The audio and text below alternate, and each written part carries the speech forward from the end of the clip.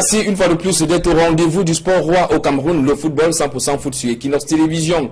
Ils sont deux ambassadeurs camerounais en ce qui concerne le football qui vont représenter le Cameroun sur la scène interclub africaine ce week-end. Il s'agit de New Stars de Douala en tant que vainqueur de la Coupe du Cameroun et d'Insport Lalé qui est champion du Cameroun 2017. Ces clubs qui n'ont pas encore de compétition dans les jambes, comme vous le savez bien, le championnat.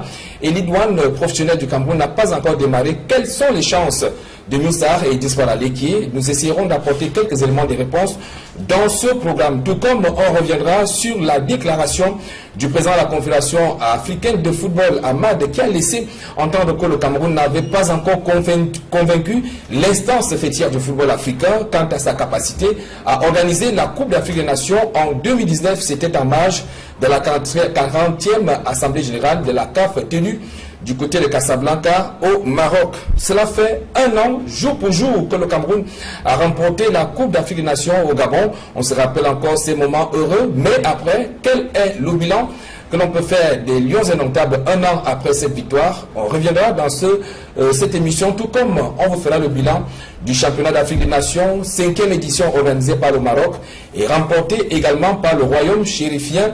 C'était hier face au Nigeria. Des nouvelles des footballeurs à l'étranger, comme vous êtes habitué de ce programme, ça sera vers la fin de ce programme. Merci une fois de plus d'être au rendez-vous. Et bien, pour nous accompagner tout au long des 90 prochaines minutes, deux invités de marque. Tout d'abord, Love Djongan, j'espère que j'ai bien prononcé. Love Djongan.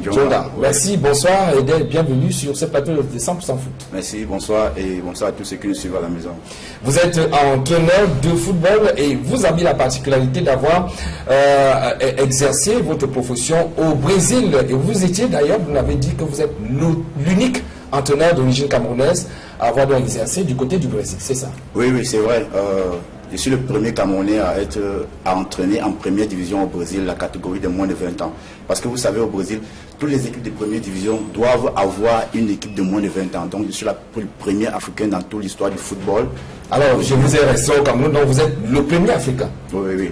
D'accord. On aura le temps de partager cette expérience du Brésil par rapport à ce qui se passe au Cameroun, sur le temps plus que le Cameroun est également lancé dans cette logique de former le football à la base avec la mise sur place de l'Académie nationale de football.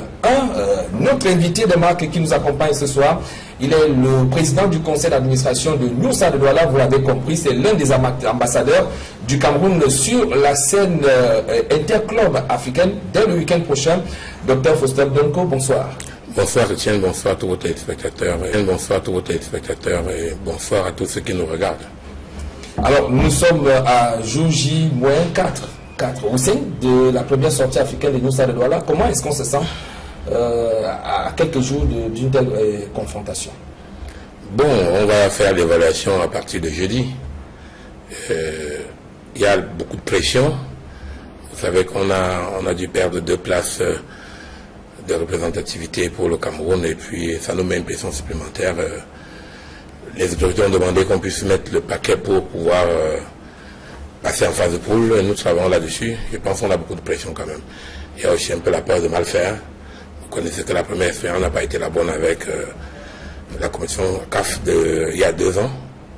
Nous nous mettons au travail et nous pensons à partir de jeudi faire une évaluation totale. Alors vous avez quand même un adversaire, un nom qui ne résonne pas du tout fort dans le milieu du football. Il s'agit du Deportivo Niéfan, un club équato-guinéen. Quelles sont les nouvelles que vous avez de votre adversaire?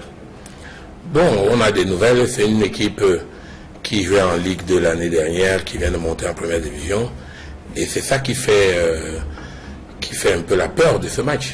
Comme les techniciens le disent, c'est un match piège parce que les enfants ont tendance à penser que c'est une équipe qui était en Ligue 2. Et c'est là qu'il faut faire très attention. Donc nous travaillons sur le plan psychologique pour leur faire comprendre que c'est plus au contraire, le genre de match qui est difficile à négocier. Donc nous demandons aux enfants d'être concentrés jusqu'au sifflet final, surtout que nous jouons le match aller à domicile, nous devons faire très attention. Alors, nous, Stade de Douala, quand même, vainqueur de la Coupe du Cameroun de football en 2017 face à UMS de Loum. On a vu cette belle finale, très belle rencontre d'ailleurs. Nous, Stade de Douala, quelle ossature est-ce que vous allez présenter face à cette équipe équato-guinéenne? C'est le même groupe qui a remporté la finale du Cameroun qui sera face à cette équipe samedi prochain? Bon, nous sommes une économie de marché, c'est valable aussi pour le football professionnel, mais on a pu quand même garder presque 70% de notre effectif. On aurait bien voulu garder 90 ou 100%, bon, 100% c'est rêvé, mais quand même la base est là, et on a fait des recrutements pour compenser des postes qu'on a perdus. Il y a encore 2 postes qui restent à combler, je veux dire sur le plan de la qualité, mais l'équipe quand même est bien équilibrée. On espère qu'au fur et à mesure qu'on va évoluer dans la compétition, on verra le niveau des joueurs. On verra le niveau des joueurs. Parlons justement de ce niveau de joueurs. On a un technicien de football avec nous sur ce plateau. Une équipe qui part sur la scène africaine sans une compétition dans les jambes. Est-ce que les matchs d'évaluation peuvent remplacer une compétition telle que la Ligue, les Ligue 1, pour ce qui est du cas quand même des ambassadeurs camerounais, New Star et Disport la Ligue? Vous savez, les matchs amicaux ne vont jamais remplacer les matchs de championnat. Jamais. Les matchs amicaux, nous avons les idées sur les joueurs dont nous utilisons. Mais maintenant, lors des championnats, on voit les joueurs vraiment ce qu'on peut compter à long terme. Question de maturité. Quand vous voyez les matchs amicaux, c'est très très différent. Donc vraiment, quand le championnat est arrêté par rapport à une équipe qui va jouer le championnat international, c'est pas très bien, c'est pas bien. C'est pas bien. C'est pas bien, mais est-ce que cet handicap, on peut quand même le surmonter, non? Oui, on peut le surmonter. Puisque le PCA de New Star, il dit qu'il a gardé l'effectif, presque la majorité de l'effectif qui est à 70%. Donc je pense qu'avec le match que j'ai vu contre UMS de Loum, ces enfants ont très bien joué. Ce sont les enfants déterminés, volontaires et qui sont bien sur le plan technique. Donc je pense que le match qu'ils vont jouer ici va être un match positif pour cette équipe. Alors, il faut noter que vous n'êtes pas seulement resté du côté du Brésil, vous avez pensé revenir au pays, partager cette expérience que vous avez eue à acquérir du côté du Brésil, en mettant sur pied notamment une équipe, un club amateur, c'est ça? Oui, j'ai mis, l'année passée, j'ai créé mon équipe qui se nomme Love FC, Love International Football Club. Nous avons joué la Ligue d'arrondissement, nous sommes sortis premiers. Parce qu'à moins de 3 journées de la fin du championnat de la Ligue d'arrondissement, nous étions déjà premiers. On était déjà montés. Mais avec ce qui est arrivé au comité de normalisation, nous ne sommes pas. Ils ont conclu que les équipes ne devaient pas monter. Ce qui fait que nous souffrons énormément. Un championnat où on a fait une préparation d'une année. Les enfants se sont battus. Moi, je me suis battu seul comme entraîneur et président. Et à la fin, pour nous récompenser, c'est que l'équipe ne monte pas. Vraiment, c'est vraiment très sauf que cette même fédération camerounaise de football, par l'entremise de son secrétaire général, vous a sommé, je veux utiliser ces termes, de reprendre la compétition le 25 février. Vous êtes prêt à reprendre la compétition? Je suis pas prêt. Parce que demain, nous avons le séminaire de fabrication des licences. Le nouveau système FIFA Connect des licences. Demain, nous allons apprendre à mettre les dossiers en ligne et nous allons aller jouer. Nous devons jouer le 25. C'est compliqué, c'est difficile. C'est difficile, on n'avait pas expliqué parce qu'on n'a pas de temps. Nous allons mettre le dossier à ligne quand. Nous allons nous préparer quand. On n'a pas de temps. C'est véritablement le football amateur, dans le sens du terme. Alors, on va vous proposer les premières images de ce programme. Il s'agit de la rencontre amicale livrée du côté de Limbe et Boya, des rencontres amicales, je vais dire, New Star de Douala face à Bambutos Mbouda, victoire de New Star, 1-0. On note également que Bambutos a pris sa revanche dans une autre rencontre amicale, toujours dans la région du sud-ouest. C'était face à Besta, 1-5, large victoire de Bambutos Mbouda. Alors, président Foster, donc, New Star de Douala s'entraîne ici à Douala sur un terrain nu. Et là, il dispute ses rencontres amicales sur du gazon. Est-ce qu'il n'y aura pas un problème d'adaptation pour les joueurs qui vont aller sur la scène africaine dès samedi prochain? Non, on a essayé de régler ce problème. C'est pour ça que nous sommes en stade bloqué dans le sud-ouest depuis le 10 janvier. On s'est donné le temps pour mieux s'adapter à l'environnement et aussi au stade. Et c'est l'occasion encore de remercier ici les autorités sportives et les autorités du Sud-Ouest qui nous ont facilité la tâche. Donc ça ne sera pas un handicap. Depuis le 10, comme je peux me répéter, nous sommes habitués à ces stades parce qu'on s'entraîne et à Saint-Étienne au stade omnisport de Anguémé. Donc de ce côté-là, tout va bien. Il faut plutôt, comme le coach l'a dit, nous avons peut-être des regrets.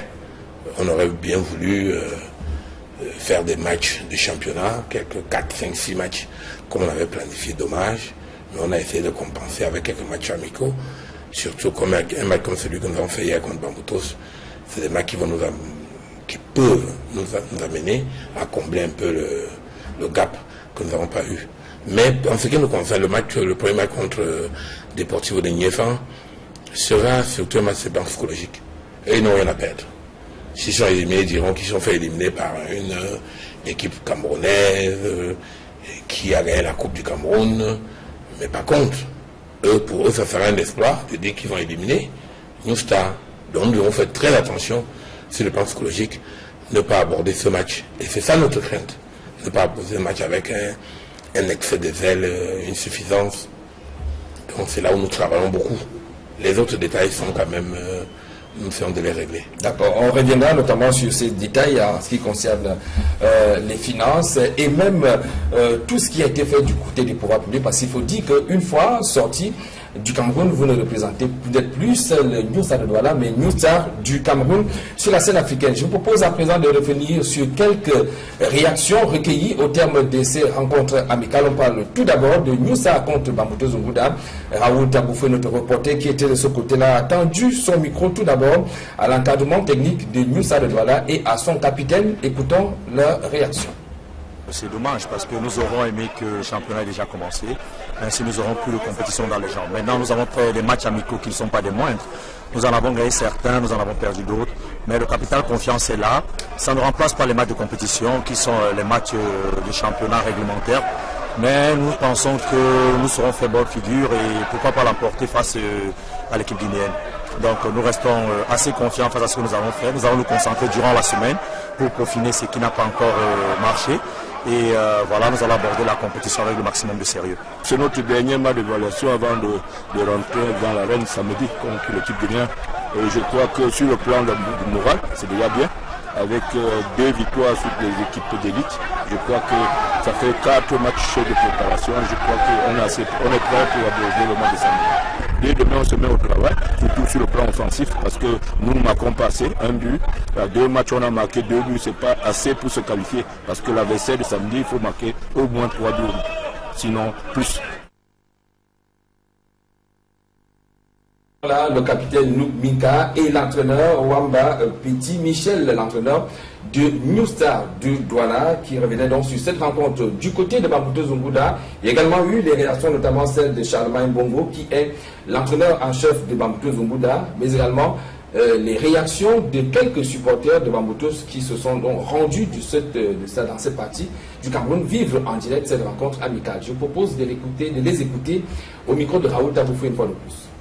C'est vrai qu'il y a eu beaucoup de bonnes choses à la première équipe, mais au niveau de la deuxième équipe, vous savez, il n'y a pas un petit adversaire. Nous n'allons pas dire que Besta c'est une petite équipe, parce que cette équipe a gagné New Star dans un match de préparation. Mais là, nous venons de voir 2 équipes qui sont bien préparées pour le kick-off de ce championnat. Donc, les réglages vont être apportés sur le plan offensif. Mais sauf réglages même, il n'y a pas grand-chose à faire. C'est eux-mêmes qui ont compliqué leur match parce qu'ils n'ont pas voulu jouer facilement. On a eu la possibilité de trouver les décalages plus facilement, d'avoir moins de port de balle. Ils ont eu un port de balle excessif. Ils ont compliqué. Et puis, bon, ça a payé cash. Ça a payé cash. Je crois que nous avons une semaine. Nous allons parfaire ces petits détails. Mais là, nous avons vu, dans le contenu, nous avons vu 2 équipes qui sont prêtes pour le kick-off de ce championnat. Eh bien, c'est vrai qu'on a donc suivi seulement l'entraîneur de Bambutos Zunguda. Peut-être que la régie va nous permettre à présent de suivre les réactions des supporters de cette même équipe. Très satisfait. Beaucoup plus même d'ailleurs parce que nous jouerons ce match d'évaluation avec un club, n'est-ce pas, qui est ressemble à la compétition internationale. Et nous sentons déjà aussi que nos stars est prêt. Et c'est déjà avec eux et Bamboutos également, mais aussi avec les derniers réglages avant le 12 février, nous allons sortir une très grande équipe de Bamboutos. L'équipe est très prête pour ce championnat dans la mesure où c'est dans les petits détails qu'on a battu Bamboutos, ce n'est pas si grave. Oui, on peut dire satisfaire à la mesure possible car on vient de vivre une très belle rencontre de football. Il est vrai que pour mon équipe, il y a encore quelques petits réglages et je pense que d'ici à la 5e journée, tout sera parfait. Nous sommes tellement prêts parce que nous venons de jouer un match à Boya. Donc comme nous avons perdu 1-0 contre New Star, je suis sûr que nos poussins sont prêts. Et nous allons gagner Aigre de Champ. Parce que les gars sont tellement prêts, je ne sais pas dire. Et que Aigre nous attend. Ils vont voir ce qu'ils cherchent. Les 3 premiers points que nous allons prendre ça devant Aigre. Et à domicile, chez eux. Eh bien, on poursuit donc cette édition de 100% Foot, toujours accompagné de nos invités, Dr Faustin Donko et Love Ndjonga, entraîneur de football. Alors, le PCA de New Stade de Douala que vous êtes, on a la chance de vous avoir. Il va falloir qu'on essaye d'éclaircir certains points d'ombre, notamment au terme de ces finales que vous avez remportées. Face à UMS Zulu, il y a eu des choses qui ont été dites, notamment cette affaire de prime 1 million de francs CFA qui, selon certains joueurs, représentaient les frais de la victoire à la Coupe du Cameroun, les primes de la victoire, et d'autres parlaient plutôt de la prime de reconduction de leur contrat. Qu'est-ce qu'il en est exactement, Dr Faustin, de cette affaire? C'est une affaire interne à l'équipe. On ne débat pas ça dans les médias. Tout ce qu'il faut vous dire, c'est que c'est déjà bien que vous ayez au moins noté que chaque joueur a eu 1 million de francs. Chaque joueur encadreur, quand vous faites 1 million fois 24, ça fait 24 millions. C'est ça que vous devez apprécier. Maintenant, à quoi équivaut ces 24 millions? Affaires internes à l'équipe. Pour les joueurs ou dirigeants qui ne sont pas satisfaits, il y a la chambre de résolution des litiges qui peuvent saisir. Mais je vous dis, c'est une affaire strictement interne à l'équipe. Ce qui est important, c'est que les joueurs ont perçu 1 million. D'accord, une affaire interne, mais qui est quand même parvenue au public et que les gens aimeraient quand même avoir quelques explications. Mais je consens avec vous que ce soit une affaire. Maintenant, on veut juste savoir, cela représentait les primes de la victoire ou alors c'était les primes de reconduction de contrat? Pour faire plaisir, une fois que je dis c'est une affaire interne, et je vous ai dit, s'il y a mésentente ou bien s'il n'y a pas convergence, les partis peuvent saisir. Mais tout simplement pour qu'on vous insiste, je vous donne une approche de solution. C'est-à-dire que nous avons, après la finale, effectivement remis à chaque joueur encadreur 1 million de francs. Mais il s'avère que dans les cahiers comptables, il y en avait quelques joueurs qui avaient des dettes, qui avaient pris des avances sur salaire ou alors plusieurs lignes. Et on nous a présenté le bilan. Dans l'euphorie de la victoire, nous voulions, d'ailleurs les joueurs ont perçu cet argent la veille du match. Donc il n'était pas comme pour nous, dans une victoire comme celle-là, maintenant de dire rembourser, on leur fait confiance. Et je peux vous dire que sur les 18 joueurs, il y a beaucoup qui se sont conformés. Puis nous avons gardé près de 14 joueurs sur 18. Donc ce n'est pas à cause de 4 joueurs qui veulent faire du cocorico que nous allons faire, que vous allez faire un débat. Je vous dis, sur l'effectif de 18 joueurs, nous avons gardé 14. Il y a Andoulou qui a l'intention d'aller à Coton, c'est son droit. Mais c'est aussi notre droit de dire que s'il y a une dette dans nos livres comptables, que nous puissions demander à Andoulou de les payer. C'est un exemple que je vous donne. Maintenant, si Andoulou se sent lésé, il peut saisir la chambre de résolution de litige. Nous avons saisi les autorités pour leur dire attention, il y a certains joueurs, d'ailleurs à l'époque, on a globalisé, mais certains joueurs responsables sont venus et ont trouvé un arrangement, même des modalités de remboursement avec l'équipe. La raison pour laquelle nous avons gardé 14 joueurs. Vous voulez savoir ce qu'on a gardé? Le capitaine est parmi. L'Aubin est parmi. Kobilé est parmi. Donc, ne faites pas ça de ça une affaire. Non, on voulait juste. Voilà, j'ai apporté. Parce que apporté. Quand on a l'acteur principal. Voilà, j'ai apporté un éclairage.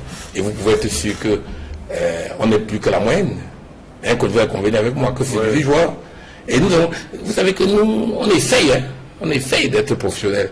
Le footballeur a des droits et des obligations.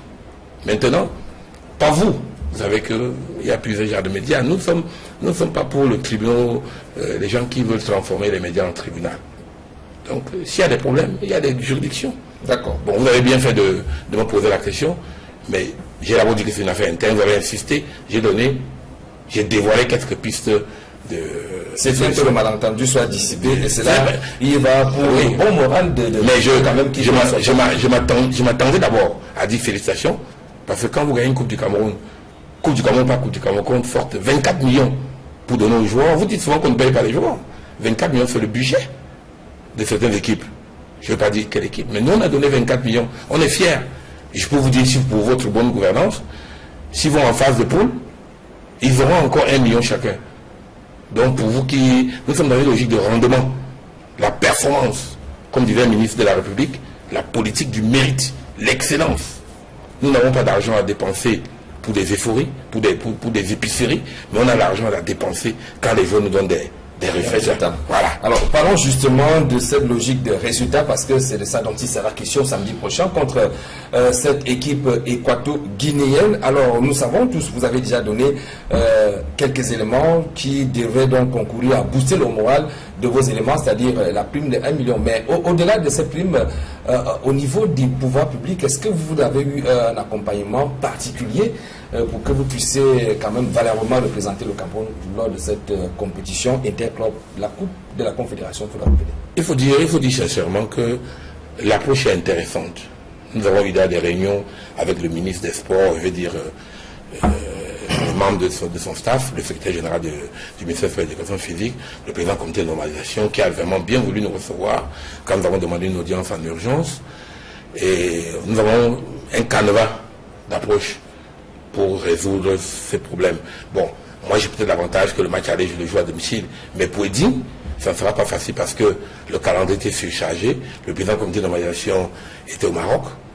Il devait rentrer qu'aujourd'hui. Donc demain, on va mettre tout sur la table pour effectivement être sûr qu'il n'y aura pas de couac. Vous comprenez? Puis je donne l'exemple de Sport qui doit prendre un vol pour arriver à Lagos. Il va jouer à 400 km de Lagos. Il faut trouver un autre vol interne.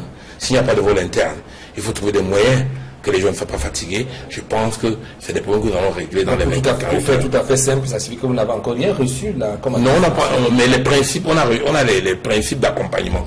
Mais pratiquement, ça devait se faire dans les 24-48 heures. Vous savez que dans une phase comme ça, il faut faire beaucoup de diplomatie. Ce n'est pas l'occasion ici de mettre de l'huile au feu. Mais nous sommes dans une dynamique avec les autorités pour qu'il y ait un accompagnement consistant. On a fait des budgets que nous avons présentés. Il y a des lignes qui n'ont pas validé. Il y a d'autres qui ont été validées de manière ferme. Nous espérons, avec la responsabilité qu'on nous demande, nous mettons tous les moyens et pour que les résultats soient les meilleurs. Quand vous êtes en stade bloqué à Limbé, stade bloqué fermé, un coach, mise au fermé pendant près d'un mois, ça a un coût. Exact. Ça a un coût. Et vous voyez aussi, pour ceux qui bavardent souvent dans les médias, qui devaient aller à des écoles de management de sport, ils doivent comprendre que nous faisons des efforts pour parfois préfinancer des lignes. Nous avons statut d'équipe nationale au vu du décret du chef de l'État. Nous n'avons pas attendu que l'État nous donne l'argent. Nous avons commencé à faire des dépenses nous-mêmes. On espère qu'on se fera rembourser. Mais tout ça, l'objectif c'est quoi? C'est de tout faire pour aller en phase de poule. Parce que c'est pour gagner le premier match, ne pas aller en phase de poule. On ne va pas relever le niveau, du coefficient du Cameroun. Si nous passons en phase de poule, ça veut dire que nous pourrions avoir 3 ou 4 représentants. C'est d'ailleurs tout ce qu'on souhaite pour que les 2 places que la CAF nous a soustraites. Dans tous les cas, Etienne Pascal, soyez rassurés que nous, de notre côté, nous faisons tout. Nous faisons tout pour pouvoir respecter le cahier des charges qui nous a été donné par le gouvernement en tant qu'équipe nationale. Nous espérons que le gouvernement fait sa part, qui a déjà une bonne volonté de respecter, va le respecter intégralement. Nous, c'est également notre souhait pour qu'il n'y ait pas de malentendu au niveau de cet aspect. Alors, coach Ndionga, on vous a suivi tout à l'heure, vous étiez amer par rapport à cette frustration dont vous avez été victime. Vous n'êtes pas d'ailleurs le seul. Tous les clubs amateurs ont d'ailleurs vécu cette dure expérience de voir la compétition être interrompue sans toutefois qu'il y ait de la suite donnée. Alors, est-ce que vous n'avez pas un tout petit peu de regret d'être parti du Brésil, où je suppose que vous étiez très bien logé pour venir inculquer ce que vous avez appris au Brésil aux jeunes Camerounais? Non, je ne regrette pas. Parce que j'ai fait près de 10 ans là-bas comme entraîneur. Et je me suis dit, pourquoi ne pas revenir dans mon pays d'origine et essayer de mettre en place ce que j'ai appris. C'est pour cela que j'ai créé mon équipe Love Inter. Et quand j'ai créé cette équipe, je vais vraiment voir si la matière première qui sont les joueurs répondent vraiment au même processus de formation qu'au Brésil. Alors j'appelle un ami et je lui dis, va au quartier et tu me cherches les gars qui ont minimum 1m80, même tu ne savent pas jouer au ballon, et il n'y a pas de problème. J'ai pris les gars du quartier qui n'ont jamais joué au ballon. On a travaillé 1 an. Sur les 1 an, moi en tant que président et en tant qu'entraîneur, ça a vraiment pesé sur moi. Mais je me suis dit, je voulais atteindre mon objectif. Ces enfants ont vraiment joué un très beau championnat. Pour tous ceux qui ont vu le match de la Ligue d'arrondissement, les enfants de Love Inter ont développé un très bon football. Et aujourd'hui, ils se trouvent dans les grandes équipes de première division. Ça veut dire que la formation a été approuvée. Par exemple, à Union de Douala, nous avons 3 joueurs qui sont allés là-bas. À International, pour le moment, il commence demain, il y a 2 joueurs. Il y a un joueur qui se trouve en Turquie et il y a un autre qui se trouve en Angola. Ça veut dire que le travail que j'ai effectué en 1 an a porté vraiment beaucoup de fruits. Donc je ne peux pas dire que je regrette. Je suis content parce que c'est mon pays d'origine et je suis fier de mettre ce que j'ai appris pendant les années à l'extérieur dans mon pays. Donc je ne peux pas dire que je regrette. Je ne regrette pas. Tout ce qui me fait mal, c'est que après toute cette souffrance, nous n'avons pas pu accéder à la division supérieure. C'est ça qui me fait vraiment maintenant. À la division départementale, puisque vous étiez au niveau de l'arrondissement. Ouais. Alors, et maintenant, c'est quand même curieux qu'on connaît le Brésil comme étant une terre de football. Et qu'on retrouve comme ça un Camerounais en train d'enseigner aux jeunes Brésiliens les techniques de football, les techniques de base. Dites-nous un peu comment ça s'est passé. Oui, effectivement, ça a surpris tout le monde, même au Brésil. Parce que mon père spirituel, que je peux dire mon formateur, c'est lui qui a formé Kaka. Luis Fabiano, Oscar qui était à Chelsea. Ça, c'est des gros noms. Oui, c'est mon père spirituel. Oui, c'est lui qui m'a formé. C'est lui qui a formé Kaka, Cafou, Luis Fabiano, celui qui joue à Paris Saint-Germain, on l'appelle comment le Brésil? Non, pas Nima. Daniel Alves. Non, pas Daniel Alves. Le capitaine Lucas, c'est lui qui a vu moi, c'est lui qui a formé qui s'est engagé avec Tottenham. Oui, effectivement, ce monsieur m'a beaucoup aimé parce que quand il quitte de l'Angola pour aller au Brésil, je me battre comme footballeur. Mais après 1 an, je me rends compte que vraiment, footballeur, pour moi, ça ne donnait pas. Je me suis converti comme entraîneur. Ce monsieur m'a pris et il m'a surnommé mon fils noir. Et il m'a dit, je vais t'apprendre à pêcher, mais je ne vais pas te donner le poisson. C'est ce qu'il m'avait dit. J'ai fait des années avec lui, on a travaillé, il m'a montré ses secrets. Ce qui faisait que même quand il était malade et qu'il était absent, l'équipe où il travaillait m'appelait pour venir lui représenter parce que la philosophie de travail qu'il avait mis sur place, je l'ai maîtrisé à 101%. Donc ce qui fait qu'au Brésil, il m'a conduit, j'ai été vraiment sélectionné par plusieurs personnes. Et vraiment, on a reconnu mon travail. Donc, vraiment, ça a étonné tout le monde. Ça a étonné même les Brésiliens. Parce que quand les journalistes viennent vers moi, ils me posent la question à savoir comment un Africain, un Camerounais d'origine, bon, je suis naturalisé brésilien, puisse venir en première division, prendre une équipe et faire du beau football. Donc, c'est un peu ça. On reviendra sur cette expérience, notamment comment est-ce que le football jeune est organisé là-bas, contrairement à ce qui se passe ici. Vous nous donnerez également votre avis en ce qui concerne l'initiative prise par les pouvoirs publics, la mise sur pied de l'Académie nationale de football, avec les différentes présélections qui sont en cours dans les 10 régions. Alors, on va vous proposer à présent ces images, les images de New Star de Douala, pas sur un terrain de football, encore moins où vous pouviez d'ailleurs imaginer où les joueurs peuvent se retrouver sur l'aire de jeu, dans les gradins, mais dans une église, plutôt à la cathédrale Saint-Pierre-et-Paul. C'est ici à Douala, toute l'équipe de New Star de Douala, et qui avait quand même le numéro 1 de la région du littoral, ça fait sourire le docteur Fossé. Donc, mais la question que moi j'aimerais savoir, c'est New Star se sent-il aussi fragilisé qu'il a besoin de cet appui spirituel avant d'aller sur la scène africaine? Je vous connaissez, je n'allais pas répondre à votre question, mais comme je connais que vous... Pourquoi se sentir fragilisé? Pour nous, le conseil d'administration a pensé qu'après toutes les étapes, il y avait l'étape indispensable, c'était de rendre grâce. Et c'est ce que nous avons fait. Et tout ça a été fait en concertation avec le père archevêque, le père curé et les autorités de la ville. Et vous avez vu que c'est presque tout le monde qui était là, le gouverneur, que nous remercions, madame Madame la députée, les sénateurs, l'honorable Dokolens qui est pour nous un grand frère et un ami, tout cela. Et puis remercier tous ceux qui nous ont accompagnés dans cette messe d'action de grâce et de partage. Donc, pour nous, c'était indispensable de terminer par cette étape. Je peux vous dire que nous avons fait une dernière étape à Limbé. Elle sera peut-être pas aussi solennelle que l'autre, mais on va la faire, la messe écuménique que nous faisons vendredi au Saint-Denis Stadium, là aussi pour communier avec nos supporters de Limbé, toujours dans ces moments de c'était justement là ma préoccupation, mais vous avez déjà répondu au niveau de la laïcité. Donc vous avez prévu une messe œcuménique. Mais dites-moi un peu, ça a été facile de convaincre le gouverneur de la région du littoral de vous accompagner dans cette action? Non, on n'a pas eu besoin de le convaincre. Il fallait juste qu'il arrange son programme, et il a tout fait.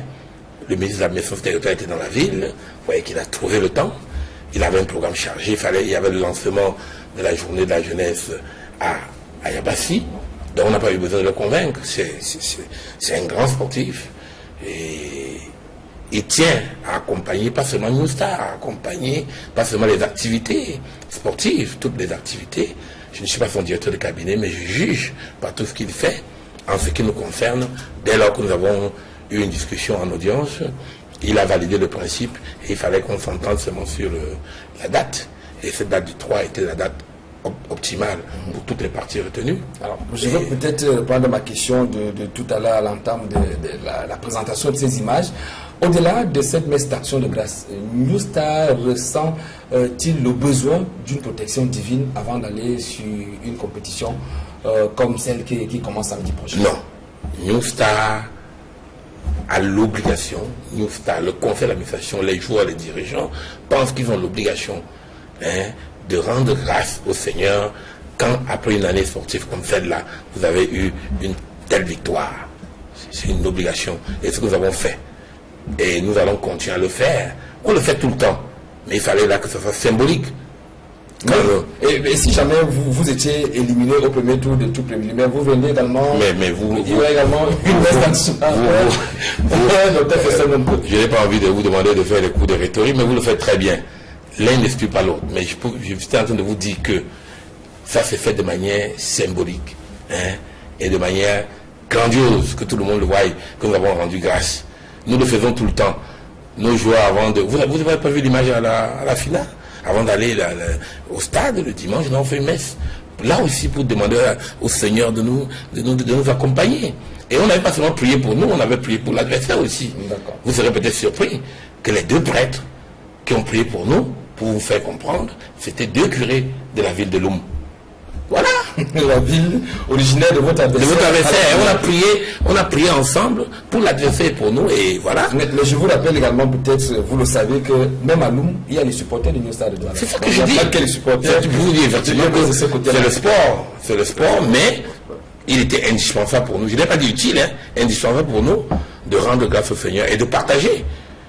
Vous savez qu'on a partagé ça avec les autorités quand nous sommes rentrés le mercredi 13 décembre. On n'a pas eu le temps de partager avec tous ceux-là qui nous accompagnent. Et je vous ai dit, on l'a fait à la cathédrale Saint-Pierre et Paul, on l'a fait aussi. On va le faire vendredi aussi à Saint-Denis Stadium.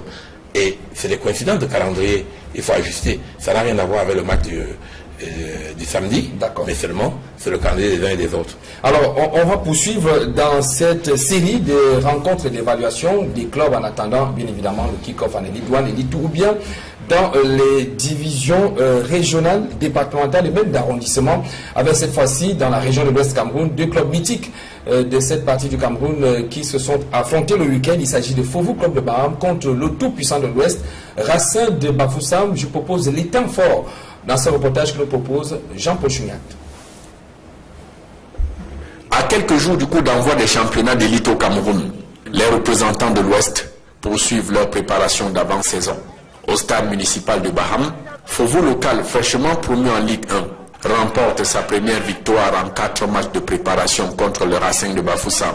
Cet après-midi, nous avons montré que nous sommes une équipe capable de remédier à toute situation. Dans le cas de Racing, ce n'est pas une chose pour pouvoir se prendre la tête. Rien n'a encore commencé. Nous allons continuer à travailler avec le coach Abouaka et son staff pour pouvoir relever les défis que les dirigeants nous ont donnés. Tout en reconnaissant la supériorité de Fovu au cours de cette rencontre, les joueurs du tout-puissant de l'Ouest appelés à faire valoir ses droits en Ligue 2 n'ont qu'un seul objectif en vue: reconquérir la place perdue au sein du championnat d'élite de la saison écoulée. Vous avez vu les joueurs expérimentés, très bons techniquement et physiquement. Je pense que nous avons des meilleurs supérieurs cet après-midi. Nous sommes déçus par rapport à la défaite, mais le plus important c'était de faire ce que le commandant demandé de faire. Je pense que nous avons respecté les consignes et il faudrait appliquer mieux les matchs à venir. Côté staff technique des deux équipes, victoire ou défaite, chaque entraîneur tient ses petites notes sur la lecture de ce match. En ce qui concerne la préparation physique ou tactique, ça c'est un travail déjà fini. Donc ce qu'on était en train de faire, c'était une mise en place pour voir réellement si les gars ont assimilé ce qu'on leur a appliqué comme leçon. C'est un sentiment de satisfaction. Les gars sont bien battus, nous avons pris 2 buts sur 2 erreurs individuelles. Donc ça peut arriver.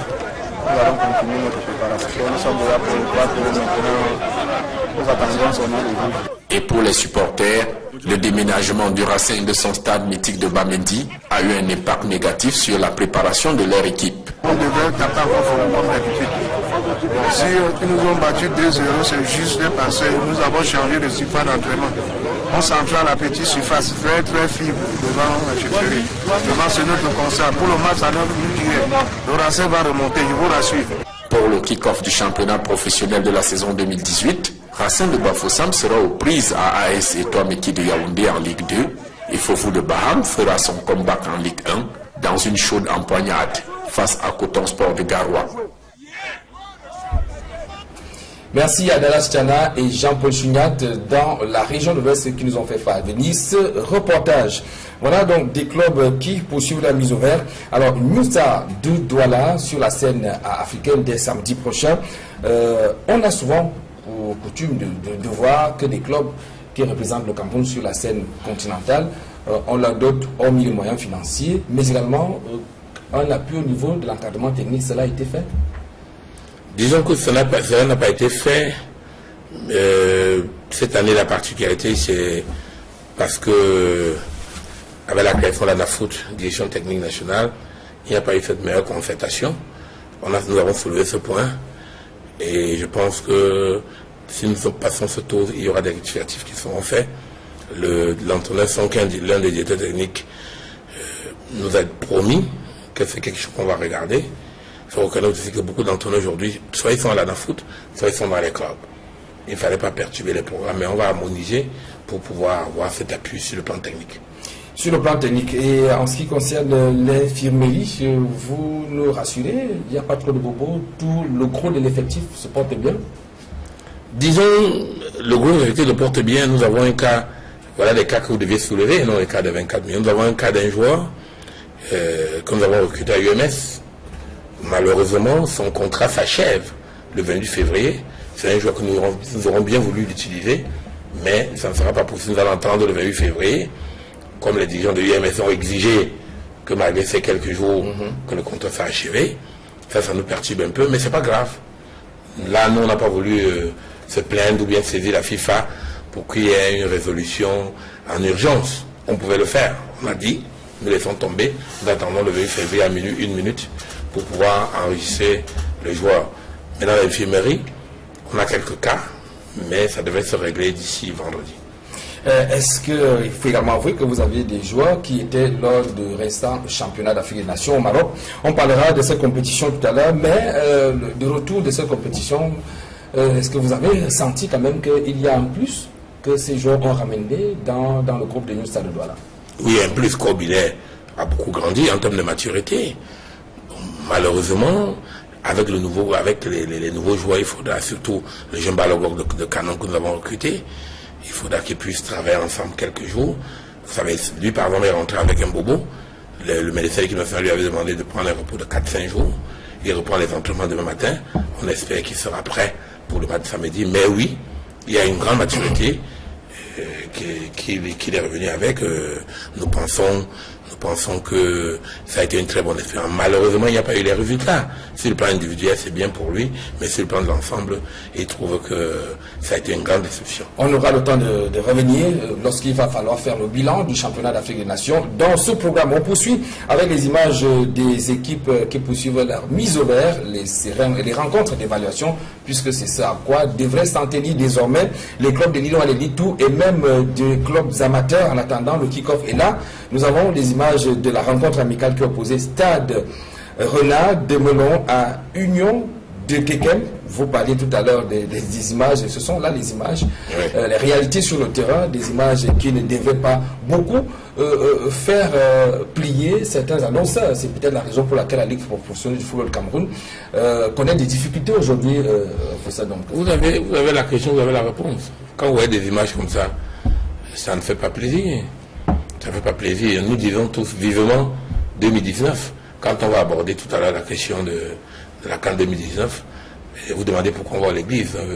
Dans l'une des intentions de prière, nous avons demandé qu'on puisse confirmer la CAN 2019 pour nous. Donc voilà, vous qui parlez de la messe. C'était l'une des intentions de prière de New Star, car nous aurons des stades. Parce qu'on ne peut pas jouer au football dans des stades comme ça. Ça, c'est de l'amusement. C'est pour on peut passer le temps. J'ai mal d'évaluation. Alors, il faut rappeler que Stade Renard de Melon a fait Gigal contre UMS Lund. C'est la rencontre qu'on a à l'image, 0 but partout. La première, c'était contre Union de Kekem, un club de D2 régional de l'Ouest. Victoire de la formation de Stade Renard de Melon, 3 buts à 0 face à cette rencontre. Une équipe, c'était donc un duel départemental entre UMS et Stade Renard. Les équipes qui attendent le début du championnat. Tout comme on reste dans la région de l'Ouest Cameroun pour parler cette fois d'un autre club mythique qui va évoluer la saison prochaine en Élitou. Il s'agit de la Panthère sportive du Ndé, la Panthère qui dimanche a donc réuni autour des chefs traditionnels de ce département, le département du Ndé, qui ont donc permis à ce que tout le monde parle la même voix pour trouver les voies et moyens afin que la Panthère sportive du Ndé revienne au devant de la scène. Je propose ce reportage du compte rendu de cette assemblée générale avec Jérôme Nassi-Sobzi. C'est une ambiance très particulière qui a régné dimanche dernier à Banganté. C'est à l'occasion de l'assemblée générale extraordinaire tant attendue de la Panthère sportive du Ndé. De nombreux supporters et sympathisants de l'équipe mythique du Ndé se sont donné rendez-vous tout autour de cet hôtel qui abritait les travaux. Dans une salle pleine à craquer, les différentes fractions qui se disputaient, le leadership de la Panthère sportive du Ndé, sont également présentes. Il s'agit de l'assemblée convoquée par les monarques du Ndé, qu'on dit propriétaires de l'association Panthère sportive du Ndé. C'est dans une ambiance électrique que les travaux démarrent. Sa Majesté Kemajou Roger, porte-parole des chefs traditionnels du Ndé, prend la parole pour souhaiter la bienvenue à tous les participants, avant de donner la parole à son collègue, monarque du village Bangoulap, qui se chargera de délivrer le message des chefs traditionnels. Nous ne sommes pas là pour litiger.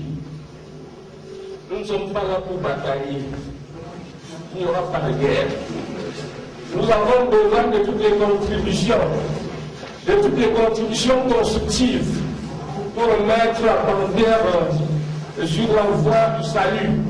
Les chefs traditionnels poursuivront leurs différentes interventions en précisant que le contrat qui lie l'association Panthère du Ndé, dont ils sont propriétaires, à la société SA, coordonnée par Célestine Ketchakourtes et compagnie, est arrivé à expiration depuis fin 2017. Une décision contestée par l'équipe dirigeante sortante et qui poussera le préfet du Ndé, M. Oumarou Aman Wabi, à sortir de ses gonds. Nous ne devons pas faire en sorte que ce que nous faisons aujourd'hui soit une façon d'exprimer la haine pour les autres ou d'avilissement pour certains. L'équipe, c'est l'équipe de nos grands-parents. Ils ne se sont pas disputés comme nous discutons aujourd'hui pour créer cette équipe. D'une intervention à l'autre, l'honorable Frédéric Guéon, élite du Ndé, face aux divergences de points de vue entre les chefs traditionnels et l'équipe sortante, proposera des solutions en vue de clarifier les choses.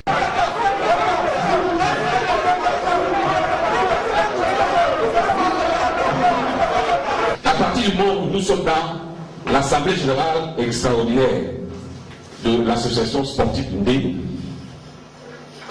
je regrette tout simplement que nos majestés se sont montrées un peu trop généreux, parce que je ne suis pas sûr que nous serons tous membres de l'association Panthère Sportive Ndé. Et quand il s'agit donc de prendre des décisions qui peuvent connaître des suites judiciaires, comme a dit le chef supérieur Banoula tout à l'heure, nous devons veiller à ce que ce ne soit que les membres de l'association sportive du Ndé qui puissent se prononcer. Ce sera peine perdue face à la décision qu'on dit irréversible des chefs traditionnels du Ndé qui, séance tenante, maintiendront la décision, donnant ainsi la possibilité à toutes les personnes désireuses de reprendre les rênes de la panthère sportive du Ndé de se prononcer. Ces filles du Ndé qui sont encore là, soit dans un cadre de preneurs de ce que nous voulons faire, qui prennent la panthère sportive de Bangaté. On a évalué le ministre. La panthère sportive du Ndé, on a évalué qu'il nous fallait à peu près être à l'abri de tout ce qui se passe. Parce que on ne peut pas vous rendre compte de ce qui se passe dans la panthère. Entre 250 et 300 millions. C'est ça que nous exigeons. Et c'est sans hésitation que M. Jules François Famawa, un homme d'affaires, originaire du village Bazou dans le département du Ndé, se prononcera, promettant la rondelette de somme de 200 millions de francs CFA à verser dans 72 heures. Tonnerre d'applaudissements, mais le clan Chantal Lewat et Célestine Ketia reviennent à la charge et contestent cette démarche. La parole sera alors donnée à M. Faustin Domke, premier vice-président de la Ligue de football professionnel du Cameroun, représentant personnel de Pierre Semengue, pour clarifier les choses. L'association crée en son sein une société qui gère sa partie professionnelle. L'association crée en son sein une société qui gère la partie professionnelle.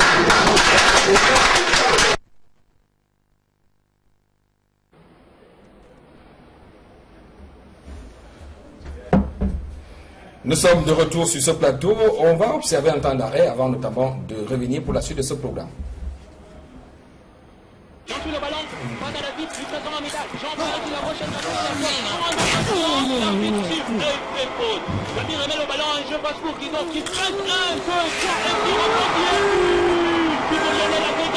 Il n'y a pas de football sans 33 Export. 33 Export, supporter numéro 1 du football.